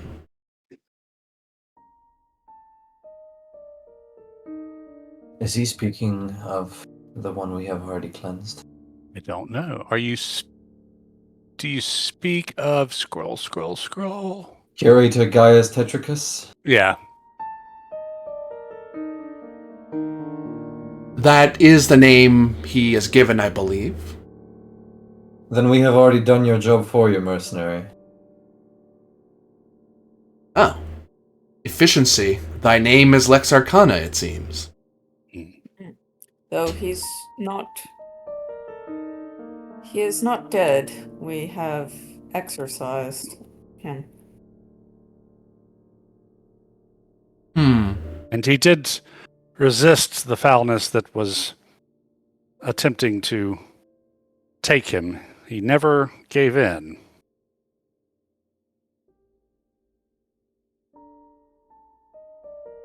I do not know you, though I know the Lex Arcana. So, take this with all compliment, that, though I believe you capable of doing such, I shall verify the knot is undone.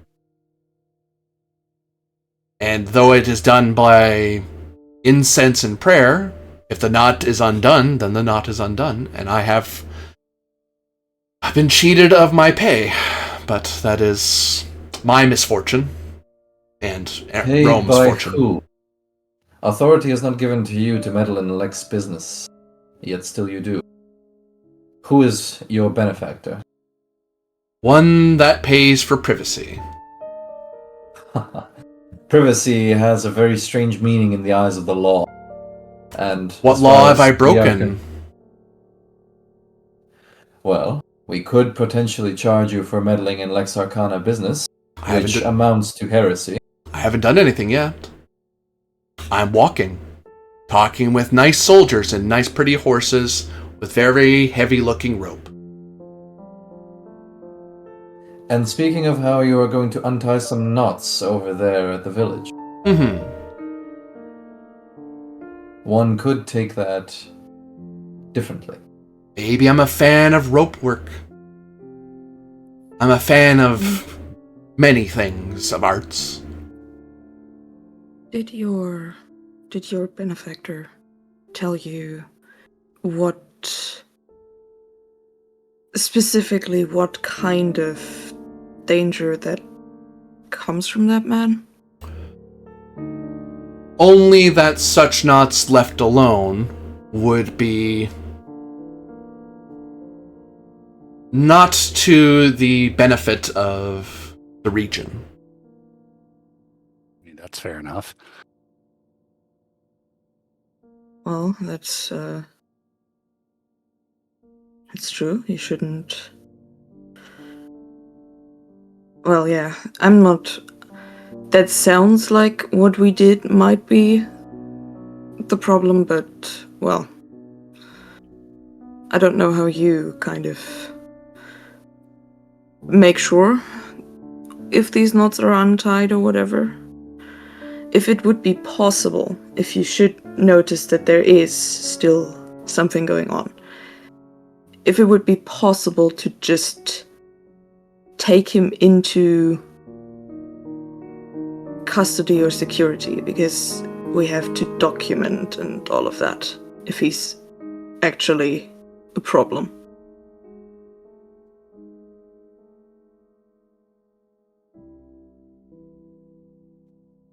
I can, on your request, pass on if the knot remains and allow the Praetorians' Arcana to continue and finish the work they started. If there's nothing to continue, there's nothing to report. Yes. Well, and It to just keep would be good if we knew and if we would be present when we actually solve the problem. Whom would I report this to? Do you have a auxiliary awaiting you in Vicus Notice?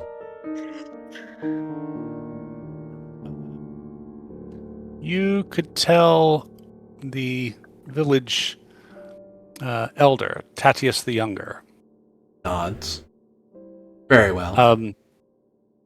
But be aware that, to use your terminology, there are more knots than one in this region. Be wary and travel softly through Vicus Notice. Rome is It not is, but knots, good soldier. But I appreciate the ward all the same.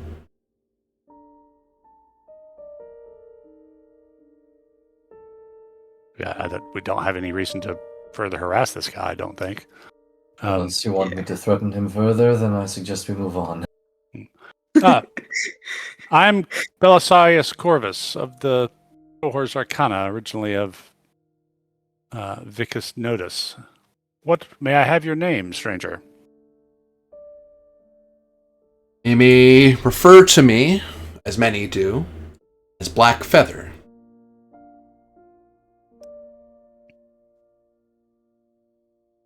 An apt, if overly precise name, however, one I find is more useful to go by than my birth name.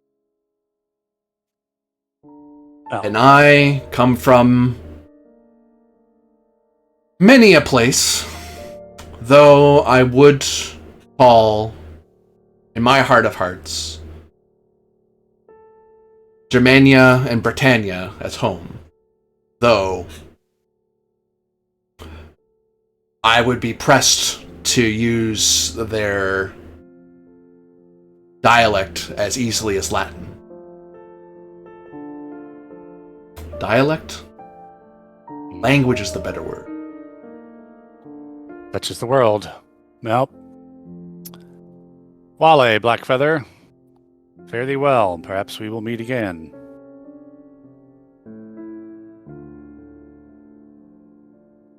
Perhaps.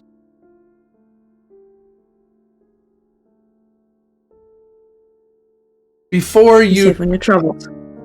go safe on your travels as well, though I do ask if there are any knots you have assistance in unknotting, since I either have to complete a job and be paid, or walk to confirm someone else already did it.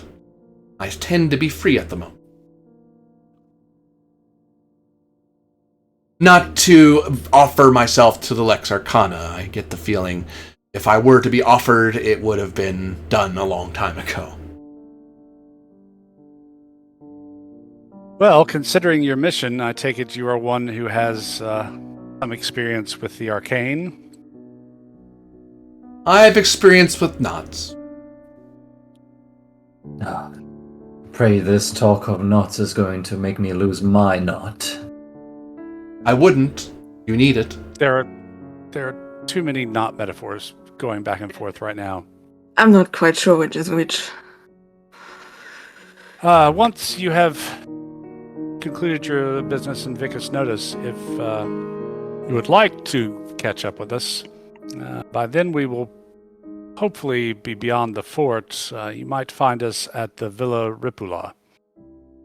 It's the largest villa in the area are near Augusta Vindilocorum, so if you do not know its location already, most anyone can tell you how to find it. I have passed it, and can sense that the knots septimi, I suppose, are far more intertwined than I would otherwise bother. But on your invitation, I might as well do my service in protecting the Pax Rome. So, Well, and if you do decide to join us, you might also speak with Tatius and get a knot of your own. You might need it. entanglements are the work of Lex Arcana, not of myself. But I thank you the advice. Fair enough. Just bear in mind, some knots are the noose, other knots let you slip it. That is far too true. Yeah, I guess head on our merry way. And See if he comes back up.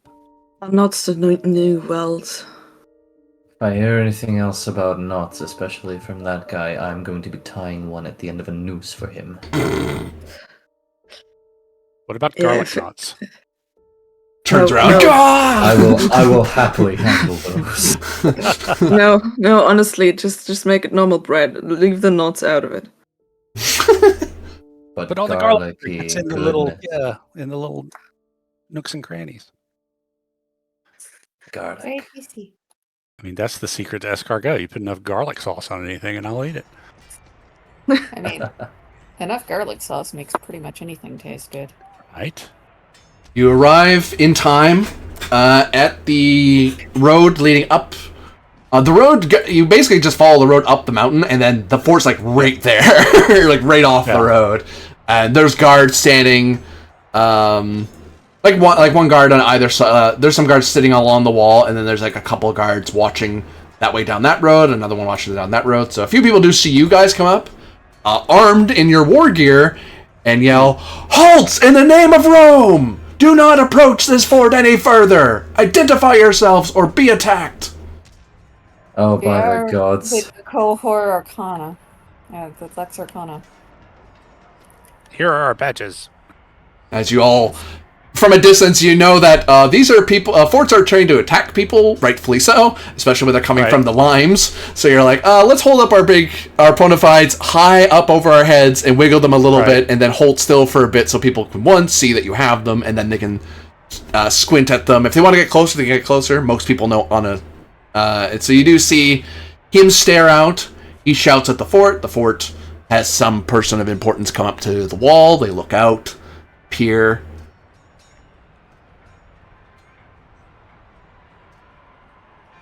And eventually the person gets on horse, rides out with a few people, to about, I would say about me. You were called out at long range. Like they were, if you were an attacker, they go, and we have 3 initial volleys. Right. We're going to kill the crap out of you. But they move into like medium, so you're not shouting as loud as you can. It's like I'm still raising my voice so you can hear me, but we're not like, if you want to charge me, I have time to react. Right. And likewise for you, because who knows, maybe you're on official business and they don't want to spook you either. If you're the real Lex Arcana, maybe getting too close is a bad idea. We are indeed on official business. Salwe, those are the Lex Arcana. You may put away your bona fides. I can see them well enough. What brings you to our fort? Lex Arcana business. What time of day is it, GM? You make good time. It's probably before lunch. Okay. Easily, mid-morning.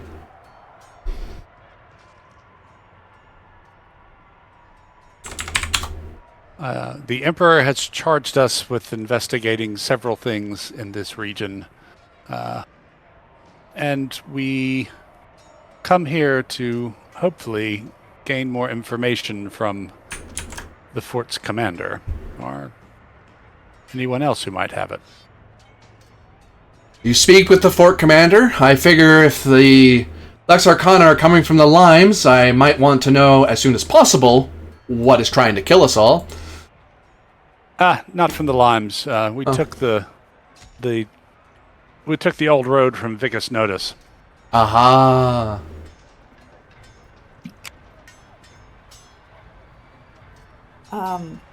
Jim, quick question.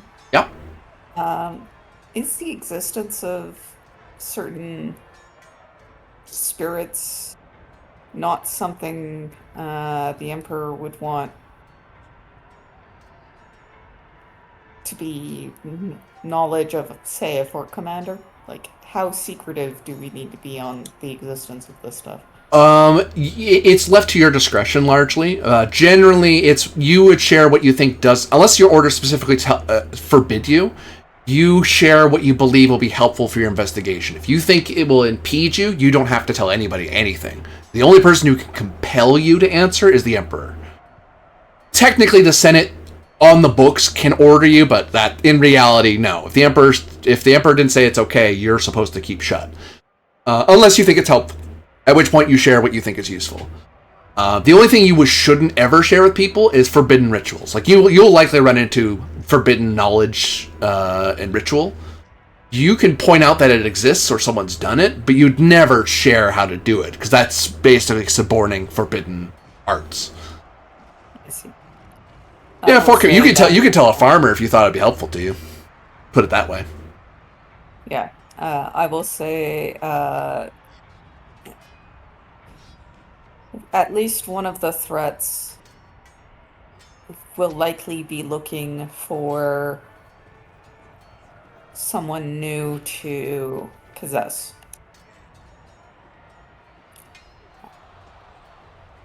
The nature of this threat means that it will target men primarily.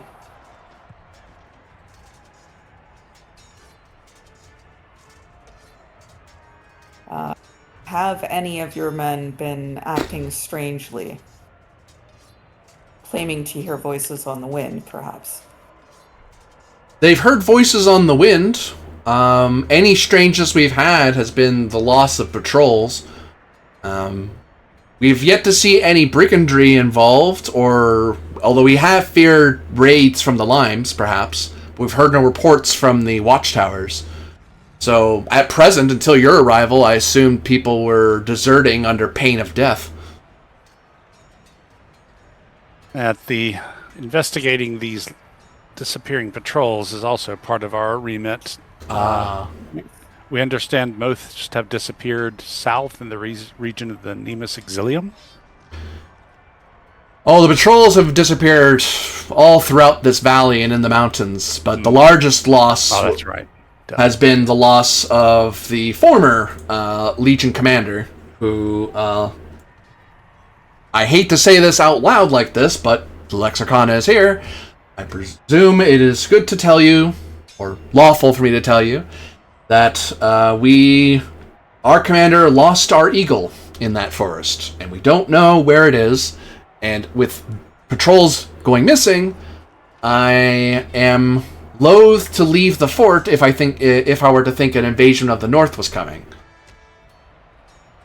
But if it's other matter, then maybe it's a good thing I acted with caution rather than boldness. Indeed, the Emperor has specifically charged us with recovering the 12th eagle. Oh, the Emperor wants it back. That's not good for our former commander, or likely me, but that is a problem for future myself. Where is the Legate Septimus? Or the former Legate Septimus? He disappeared into the woods along with his personal guard. I, Acilio, have taken command in his absence. I was his third officer left behind to manage the fort, and have now, by default, become its commander. Was his The woods to the south or Germanian woods? The Exiles Woods. I see. With a troop of how many men? He went in with a few Cantabarum, numbering in the 20. A sizable force. Plus auxiliary, of course. No, a very sizable force in that case. How many men have you lost in all? Our current number, we have... Sits back in his saddle for a second, and then looks over and asks one of the person next to him for... It seems he's getting like an accurate count from the person. Right. And then he gives him a look of, really? You sure? And it's like, nods and says something again, and then the guy sighs. It's obvious he's not happy to report this, but it's like, well, I'd rather not. I'd rather tell you none of your damn business because it's shameful. But it's a, but you're Lex Arcana. You're on a business. He has to tell you. We're down half a century. It seems. A sizable number, Commander. Nods. Yeah. How, where is the second? Was he lost with your legate? He was. They went together into the woods. There was reports of something to do with a mercenary band that was nesting in the woods. So he went to, with a sizable force, went to charge any camp that was there.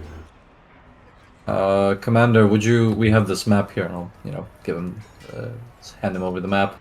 Would you mind marking if you remember the approximate route that they took? Let's see. Let me get. You mind if I mark it a little bit? Do you... Please use this piece of charcoal. Here you go. Okay, so they went via the bridge, of course. Whoops, I used your chalk wrong. Your stuff wrong. Hole. Try that again. There we go. Went across the bridge, and then they were to start a camp here. And the idea was to go into the forest on patrols, looking for camps. There was a heavy suspicion that we weren't sure yet, but there was a suspicion that perhaps the Corvus Coronum, the cave network there, might be where if they're not hiding in the forest, that they try to hide in there. The problem is that if you were to do some sort of brigandry and assault the road, he gestures with his finger. If you assault the road from the forest, you'd want to be in the forest, or in the hills, or in the mountains. Less so the mountains. There are some guard towers further south. So if you do a lot of mountain work and set fires, someone's going to see you, and we will rout them out. But if they were going to hide, they'd want to hide in the forest, fairly deep in so the city couldn't see them. Fairly away from the road, because then we'd see them when we do our patrols up and down the road. So they're somewhere in the forest, or if they're not in the forest and they wanted to dig in deep, they'd go to the Corvus Coronum. The problem going there is that it is you're either going up and over the mountains, or you're going through the Kuliskavi system, and people who go through the hill caves there, if you don't know your way around, you can get turned around very easily and get lost down there. We've had idiots go mushroom hunting and find their bodies weeks, months later. The Contubernum that ventured out, or Contubernums, were they on horseback? Yes. Well, no. I take that back. The Command Cantabarum and his cavalry were with him, and then we had a foot Cantabarum as well. I see. Very well. Rest assured, we will attempt to find them, or what is left of them, if there is anything even left. But mind you, if there is something left, we will send them back post-haste. This will not reflect on you as a commander. I feel that you are doing a fine job here, considering the situation that you have been given. Generous of you, but I'm not going to say otherwise. You would be smart not to, anyway. I am merely giving you my perspective as a fellow soldier. I appreciate it. Aside from that, yes, go ahead, please. I was saying if any of your men begin to act oddly, let us know.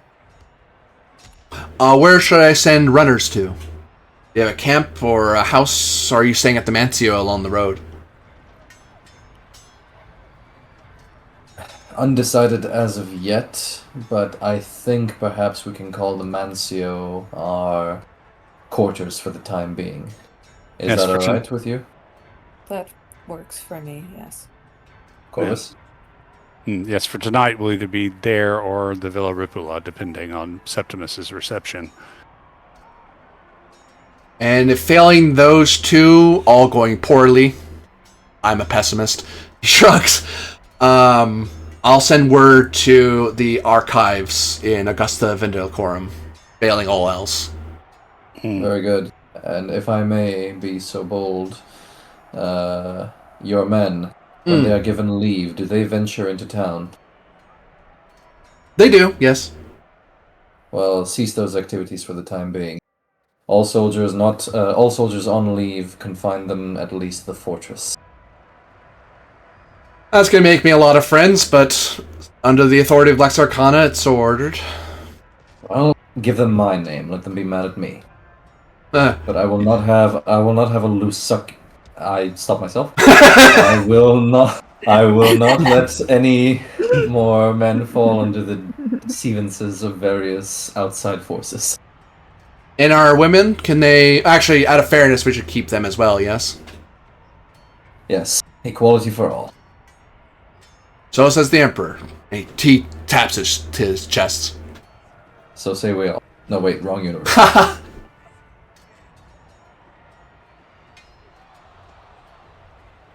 Very good. Anything else we can do for you? Do we need a change of horses?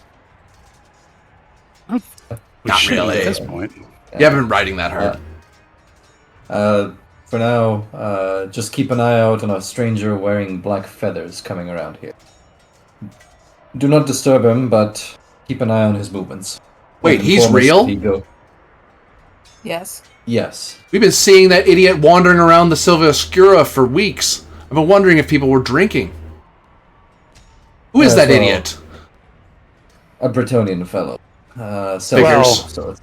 Well, we think he's pretending anyway. He calls himself Blackfeather. Carries a Britannian bow at the very least. Very weird for a Roman to do, but who knows? Maybe he's far from Rome. He says that, and then he gives a look and realizes only one of you is Roman. It's like, whoops. And just kind of clears his throat and looks away for a second, like, whoops. Should have said that. Far from Rome, friend. All very far from Rome. Yeah. If you notice him, or any of your men notice him, please note down his movements and where he tracks and inform us at our location. Will do. Oh, you are dismissed, soldier, and good luck with the troops. What is left of them, anyway. He gives you a friendly soldier wave and wheels about and heads back to the fort. He gives a quick shout of "let them by" at the two guards who are watching the road, and they just kind of hear him and they give a wave of their weapon, like, "I hear you. Yeah, we know. we saw the conversation. We're not blind." Sort of look. An amicable sort of fellow, though I do not envy his situation at the very least. But the movements of the troops that they sent out concern me. They were, some of them, mounted on horseback, and yet they saw it fit to explore these dense woods. Correct me if I'm wrong, Corvus, the woods down south, they are quite dense, is that right?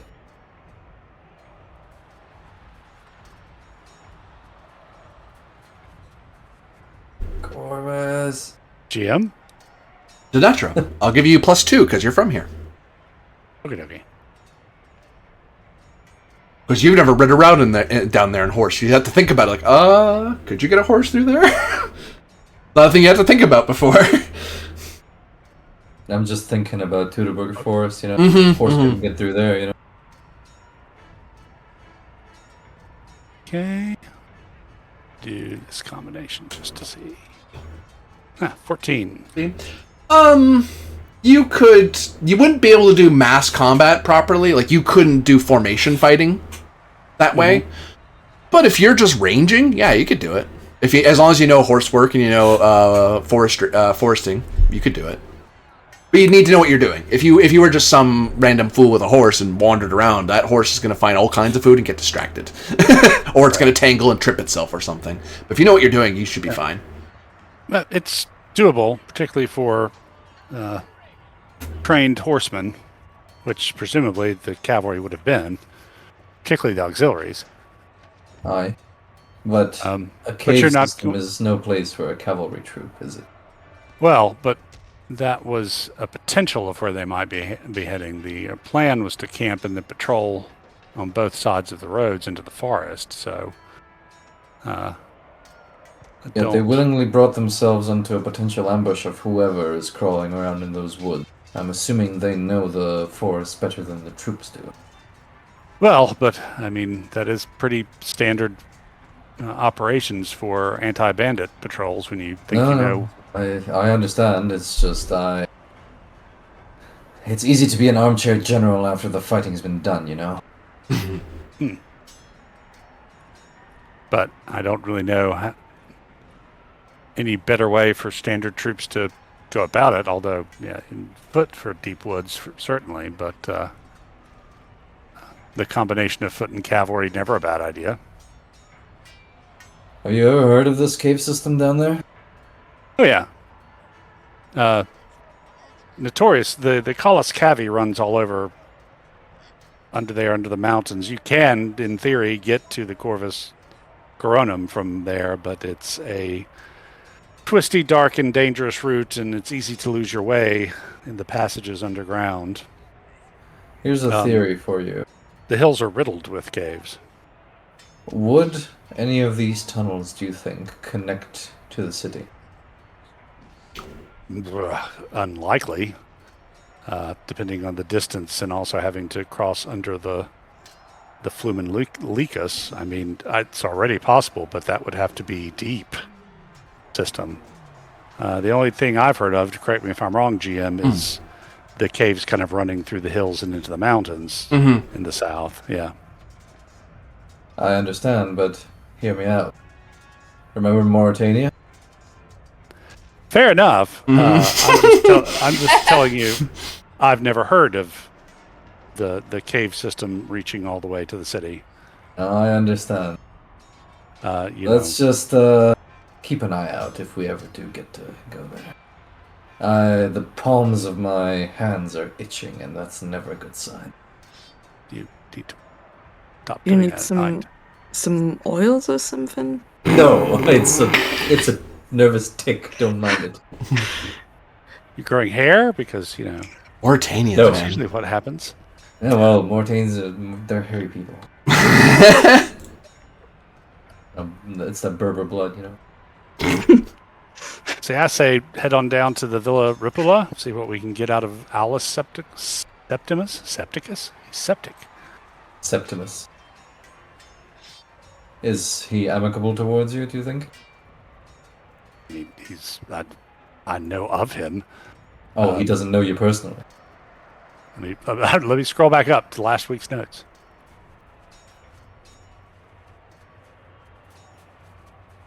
Yeah, he does know me personally. He was the one who encouraged me to go for the Cohors Arcana after I'd been serving in the Exploratores for a while. Oh, good show. So slightly easier for us. I should hope. Right, lead the way then.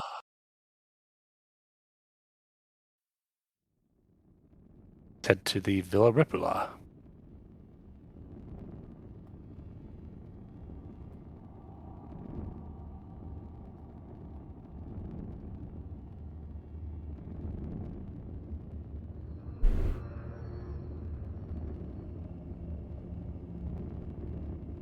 I think this. Yep, that's right.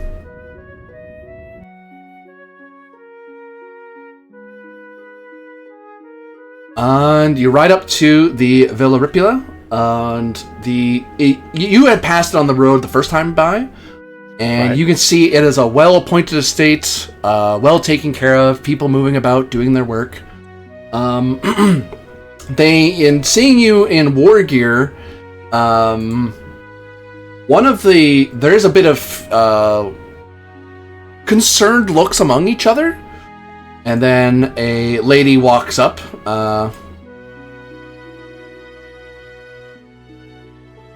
Can we help you? I am Belisarius Corvus, an old friend of... his first name? Of Aulus Septimus. And of the cohors Arcana. These are my contubernium. We would like an audience with Aulus Septimus. Would you all mind waiting on the road there? I'll go let him know. Rude, but okay.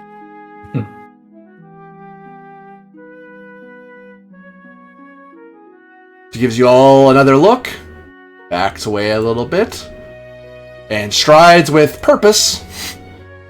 Trying not to run, but you can tell she's trying to hurry up a bit. Most people don't respond well to armed strangers on the road approaching their house. Fair enough. And there's all kinds of dark stories about what happens when Lex Arcana are around, and some people hear the bad stories about Lex Arcana crucifying people and burning whole villages to save Rome, that sort of thing. Then hurry up and fetch your master.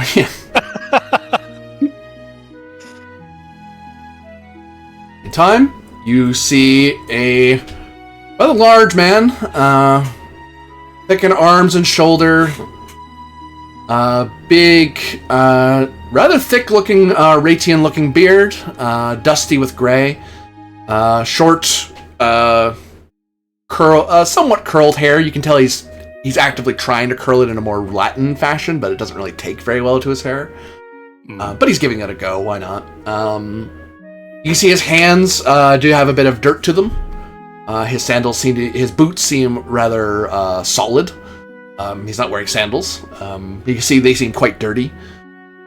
He kind of rubs his hands off as he gets off a bit of water that he must have tried to wash his hands very quickly to come see you, but so his hands probably were a lot dirtier earlier, and they're still kind of grimy, so he dunked his hands in water and walked and wiped his hands. Like, he didn't really take time to wash them. Corvus will dismount and go to clasp hands with him. Young Belisarius, what are you doing still alive? Aren't you supposed to die with some great honor fighting a dragon or something? He shakes your hand. No such luck yet. These are bird. These are my Spherox. I scritched the falcon. That thing eats one of my rabbits. I'm gonna bonk you over the head. No guarantees. This is my contubernium. Domina Julia Rufina. A pleasure. Tiberius Mauritanius. Pleasure. Calypso. And the pooch over there is Cicero. Because he barks a lot. Woof. Now that's just funny. He says when you tell him it's Cicero. I am a very funny man. That made even me laugh. Oh, I didn't know. I could say we... Oh, go ahead. Sorry. Go for it. I wish I could say we were just here to visit and say hello, but as I'm sure you're well aware, there's some things happening in the area that have drawn us here on business. Business? Let's get off the road. Come on, let's get inside. No. And in quick order, you are brought into the arms of Roman and Ratian hospitality. Much drinks, much food, and comfortable place to lay up your armor and set aside your weapons. Although So Oleus points out to them, keep them nearby. So you're kind of given like a general's attention, which is more than a normal soldier would get. But they're keeping the weapons in their hands, but near you. So if you say "give that to me," or you just reach out your hand, they'll throw it at you. They go, "Oh, take it quick! We're in danger."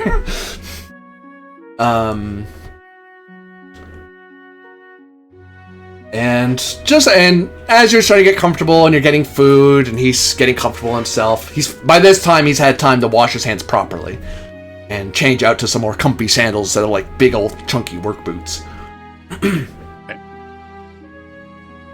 Well, you say business.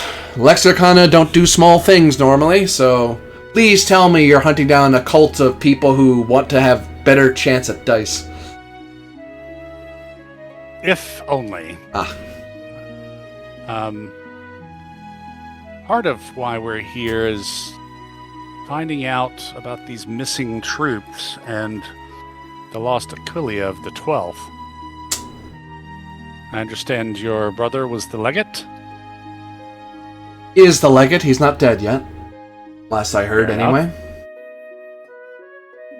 Don't be summoning the fates to speed him to the underworld. Apologies. And there's also been rumors of all sorts of voices on the wind, restless spirits in the Nimbus Exilium, as per usual. What else? And then more patrols going missing in the Finramontes.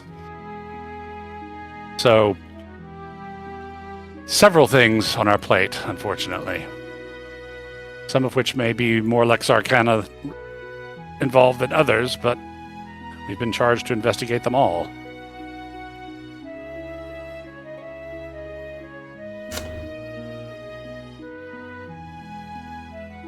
A dark account. Doesn't sound easy what you're doing here. Well, if it were easy, they wouldn't have called us. So, on his route into the forest on the mission where he went missing, did your brother stop by the villa? Can you tell us about what he knew and what he thought was happening in the Nimbus Exilium? Give me... Oh god, something I suck at. Ingenium. Oh, that's actually not too terrible. Corvus, you're at -2. This is your friend. You shouldn't doubt anything he says. I mean... why would he lie to you? In real life that I doubt what they would say, but anyway. I'll take lots of friends with grains of salt. Okay, so I need to cancel that and do 2 less.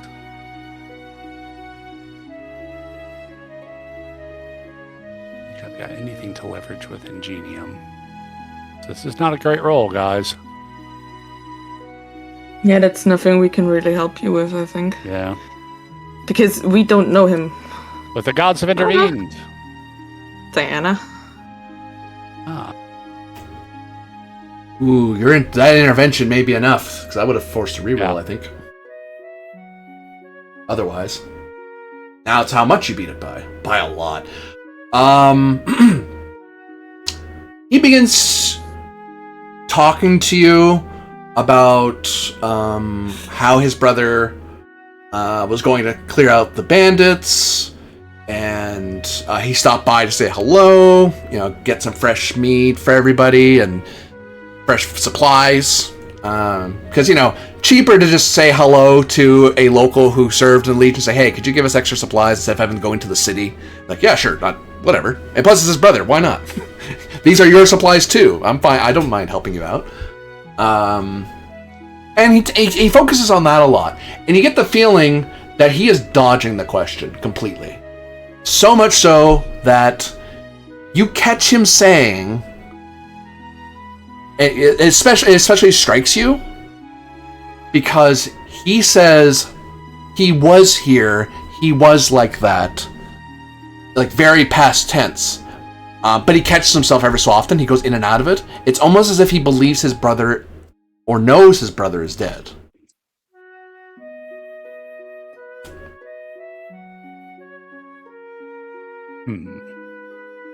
I don't... It's kind of late afternoon getting on toward evening here, right? It's by this time you're in mid-afternoon. Okay. I think since he is my friend, I'm not going to call him out on this in front of everybody. I'm going to wait till maybe the two of us are kind of talking together alone, if possible, and kind of make a note to kind of make that happen.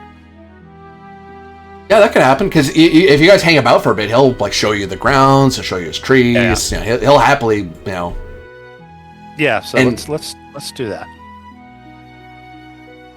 And he invites the rest of you, if you want to go looking around, feel free, you know, enjoy, relax.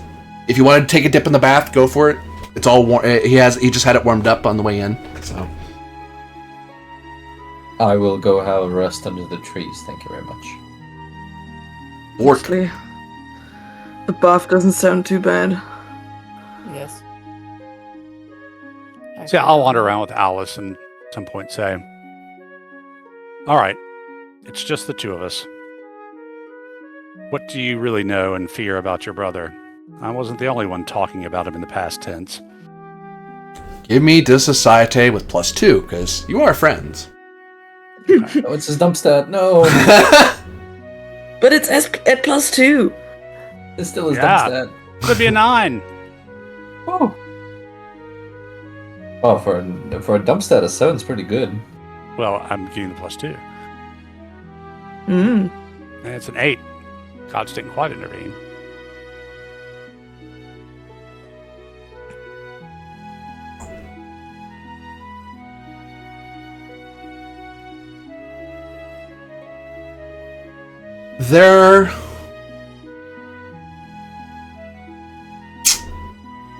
I'll put it to you this way, Belisarius.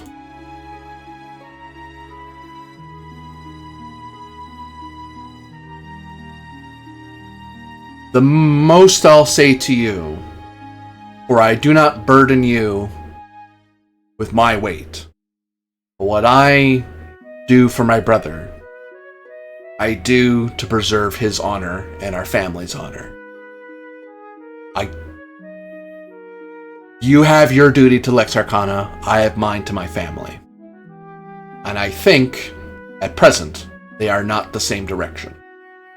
Though they're not at cross direction. If they were, I would tell you. But at present, this is a family matter that I don't want to go into. If you weren't tied to the Lex Arcana, if you were a free sword, I might say otherwise, but I don't want to distract you with our family troubles.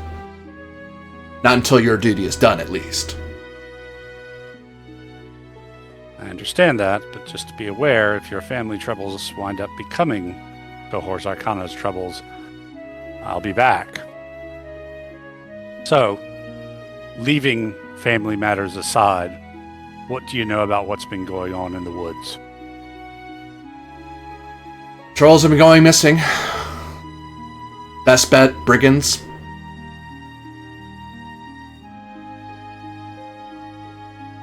My bet, brigands of an exceptional nature if they can overcome legionaries. And losing...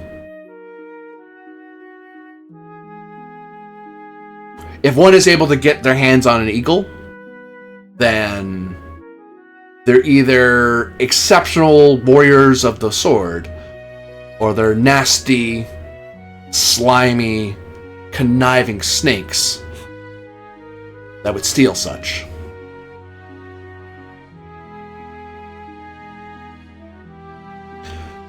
I had appealed to the governor to do something about it, and he felt in the old timid Acilio. Well, he's not so old, I guess. I'm just mad at him. That's not fair to him. They believe it's an attack from the Limes, or a raid, or some sort of spy work, but it's coming from the woods. Germanians are clever, but they're not that clever, and they certainly aren't better at mountaineering than Ratians are, so... Not that I'd say a Ratian is doing all this, or an Italian, but they know more mountaineering than the Germans do. Hmm.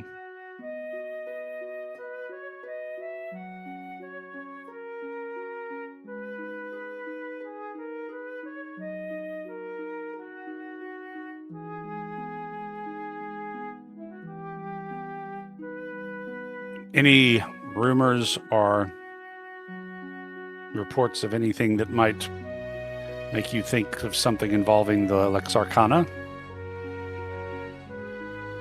Coming from the woods or any of the caves?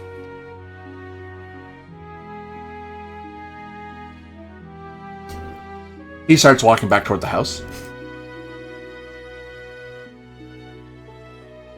Not that I could say.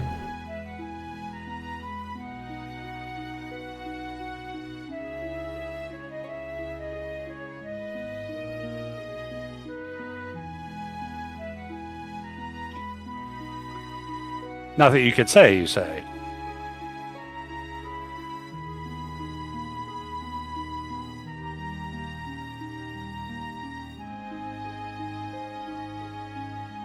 He looks over and sees Tiberius wandering around in the trees, and Cicero very happily chasing away small rodents that tried to sneak onto the ground, and whoops, that's a big old dog! This is the wrong orchard to steal from, oh god, run!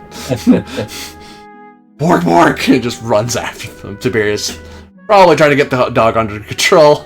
Nah, I don't care as long as he has fun. Yeah. Look, Alice, I don't really, beyond the fact that we're friends, professionally, I don't care about what's going on with your family. I don't care about what's going on with your brother, what's going on with you.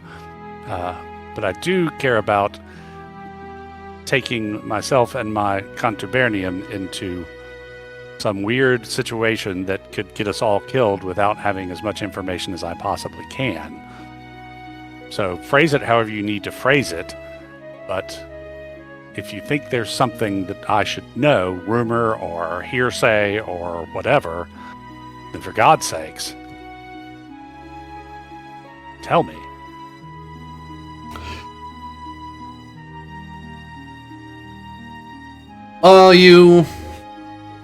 I saw the knots on your horses, the ones you're wearing. Mm. I think that's the right call. I think somewhere along the way, spirits are involved. I can't imagine any brigand having such skill to face the Legion and evade them in their own woods. These soldiers may come from afar, but these people live here. And my brother would have made sure they knew their way around the woods. And he strides into his house. Good ladies, I hope you enjoyed your bath. You probably are coming out of the bath by this point. Yeah. Yeah, I think I'll go into the bath. Well, enjoy your stay. You are free to bed here if you like. I still have a villa to look after. And he goes on his own merry way elsewhere in the house to do exactly that. And once we're all back together, I will report all of that to my companions. He could be hiding more than I think he is, but I tend to believe him that he's worried about particularly his brother's reputation, but the family reputation as well. Well, are we good to stay here, or are we going somewhere else? He's invited us to stay the night. Better than the Mancio.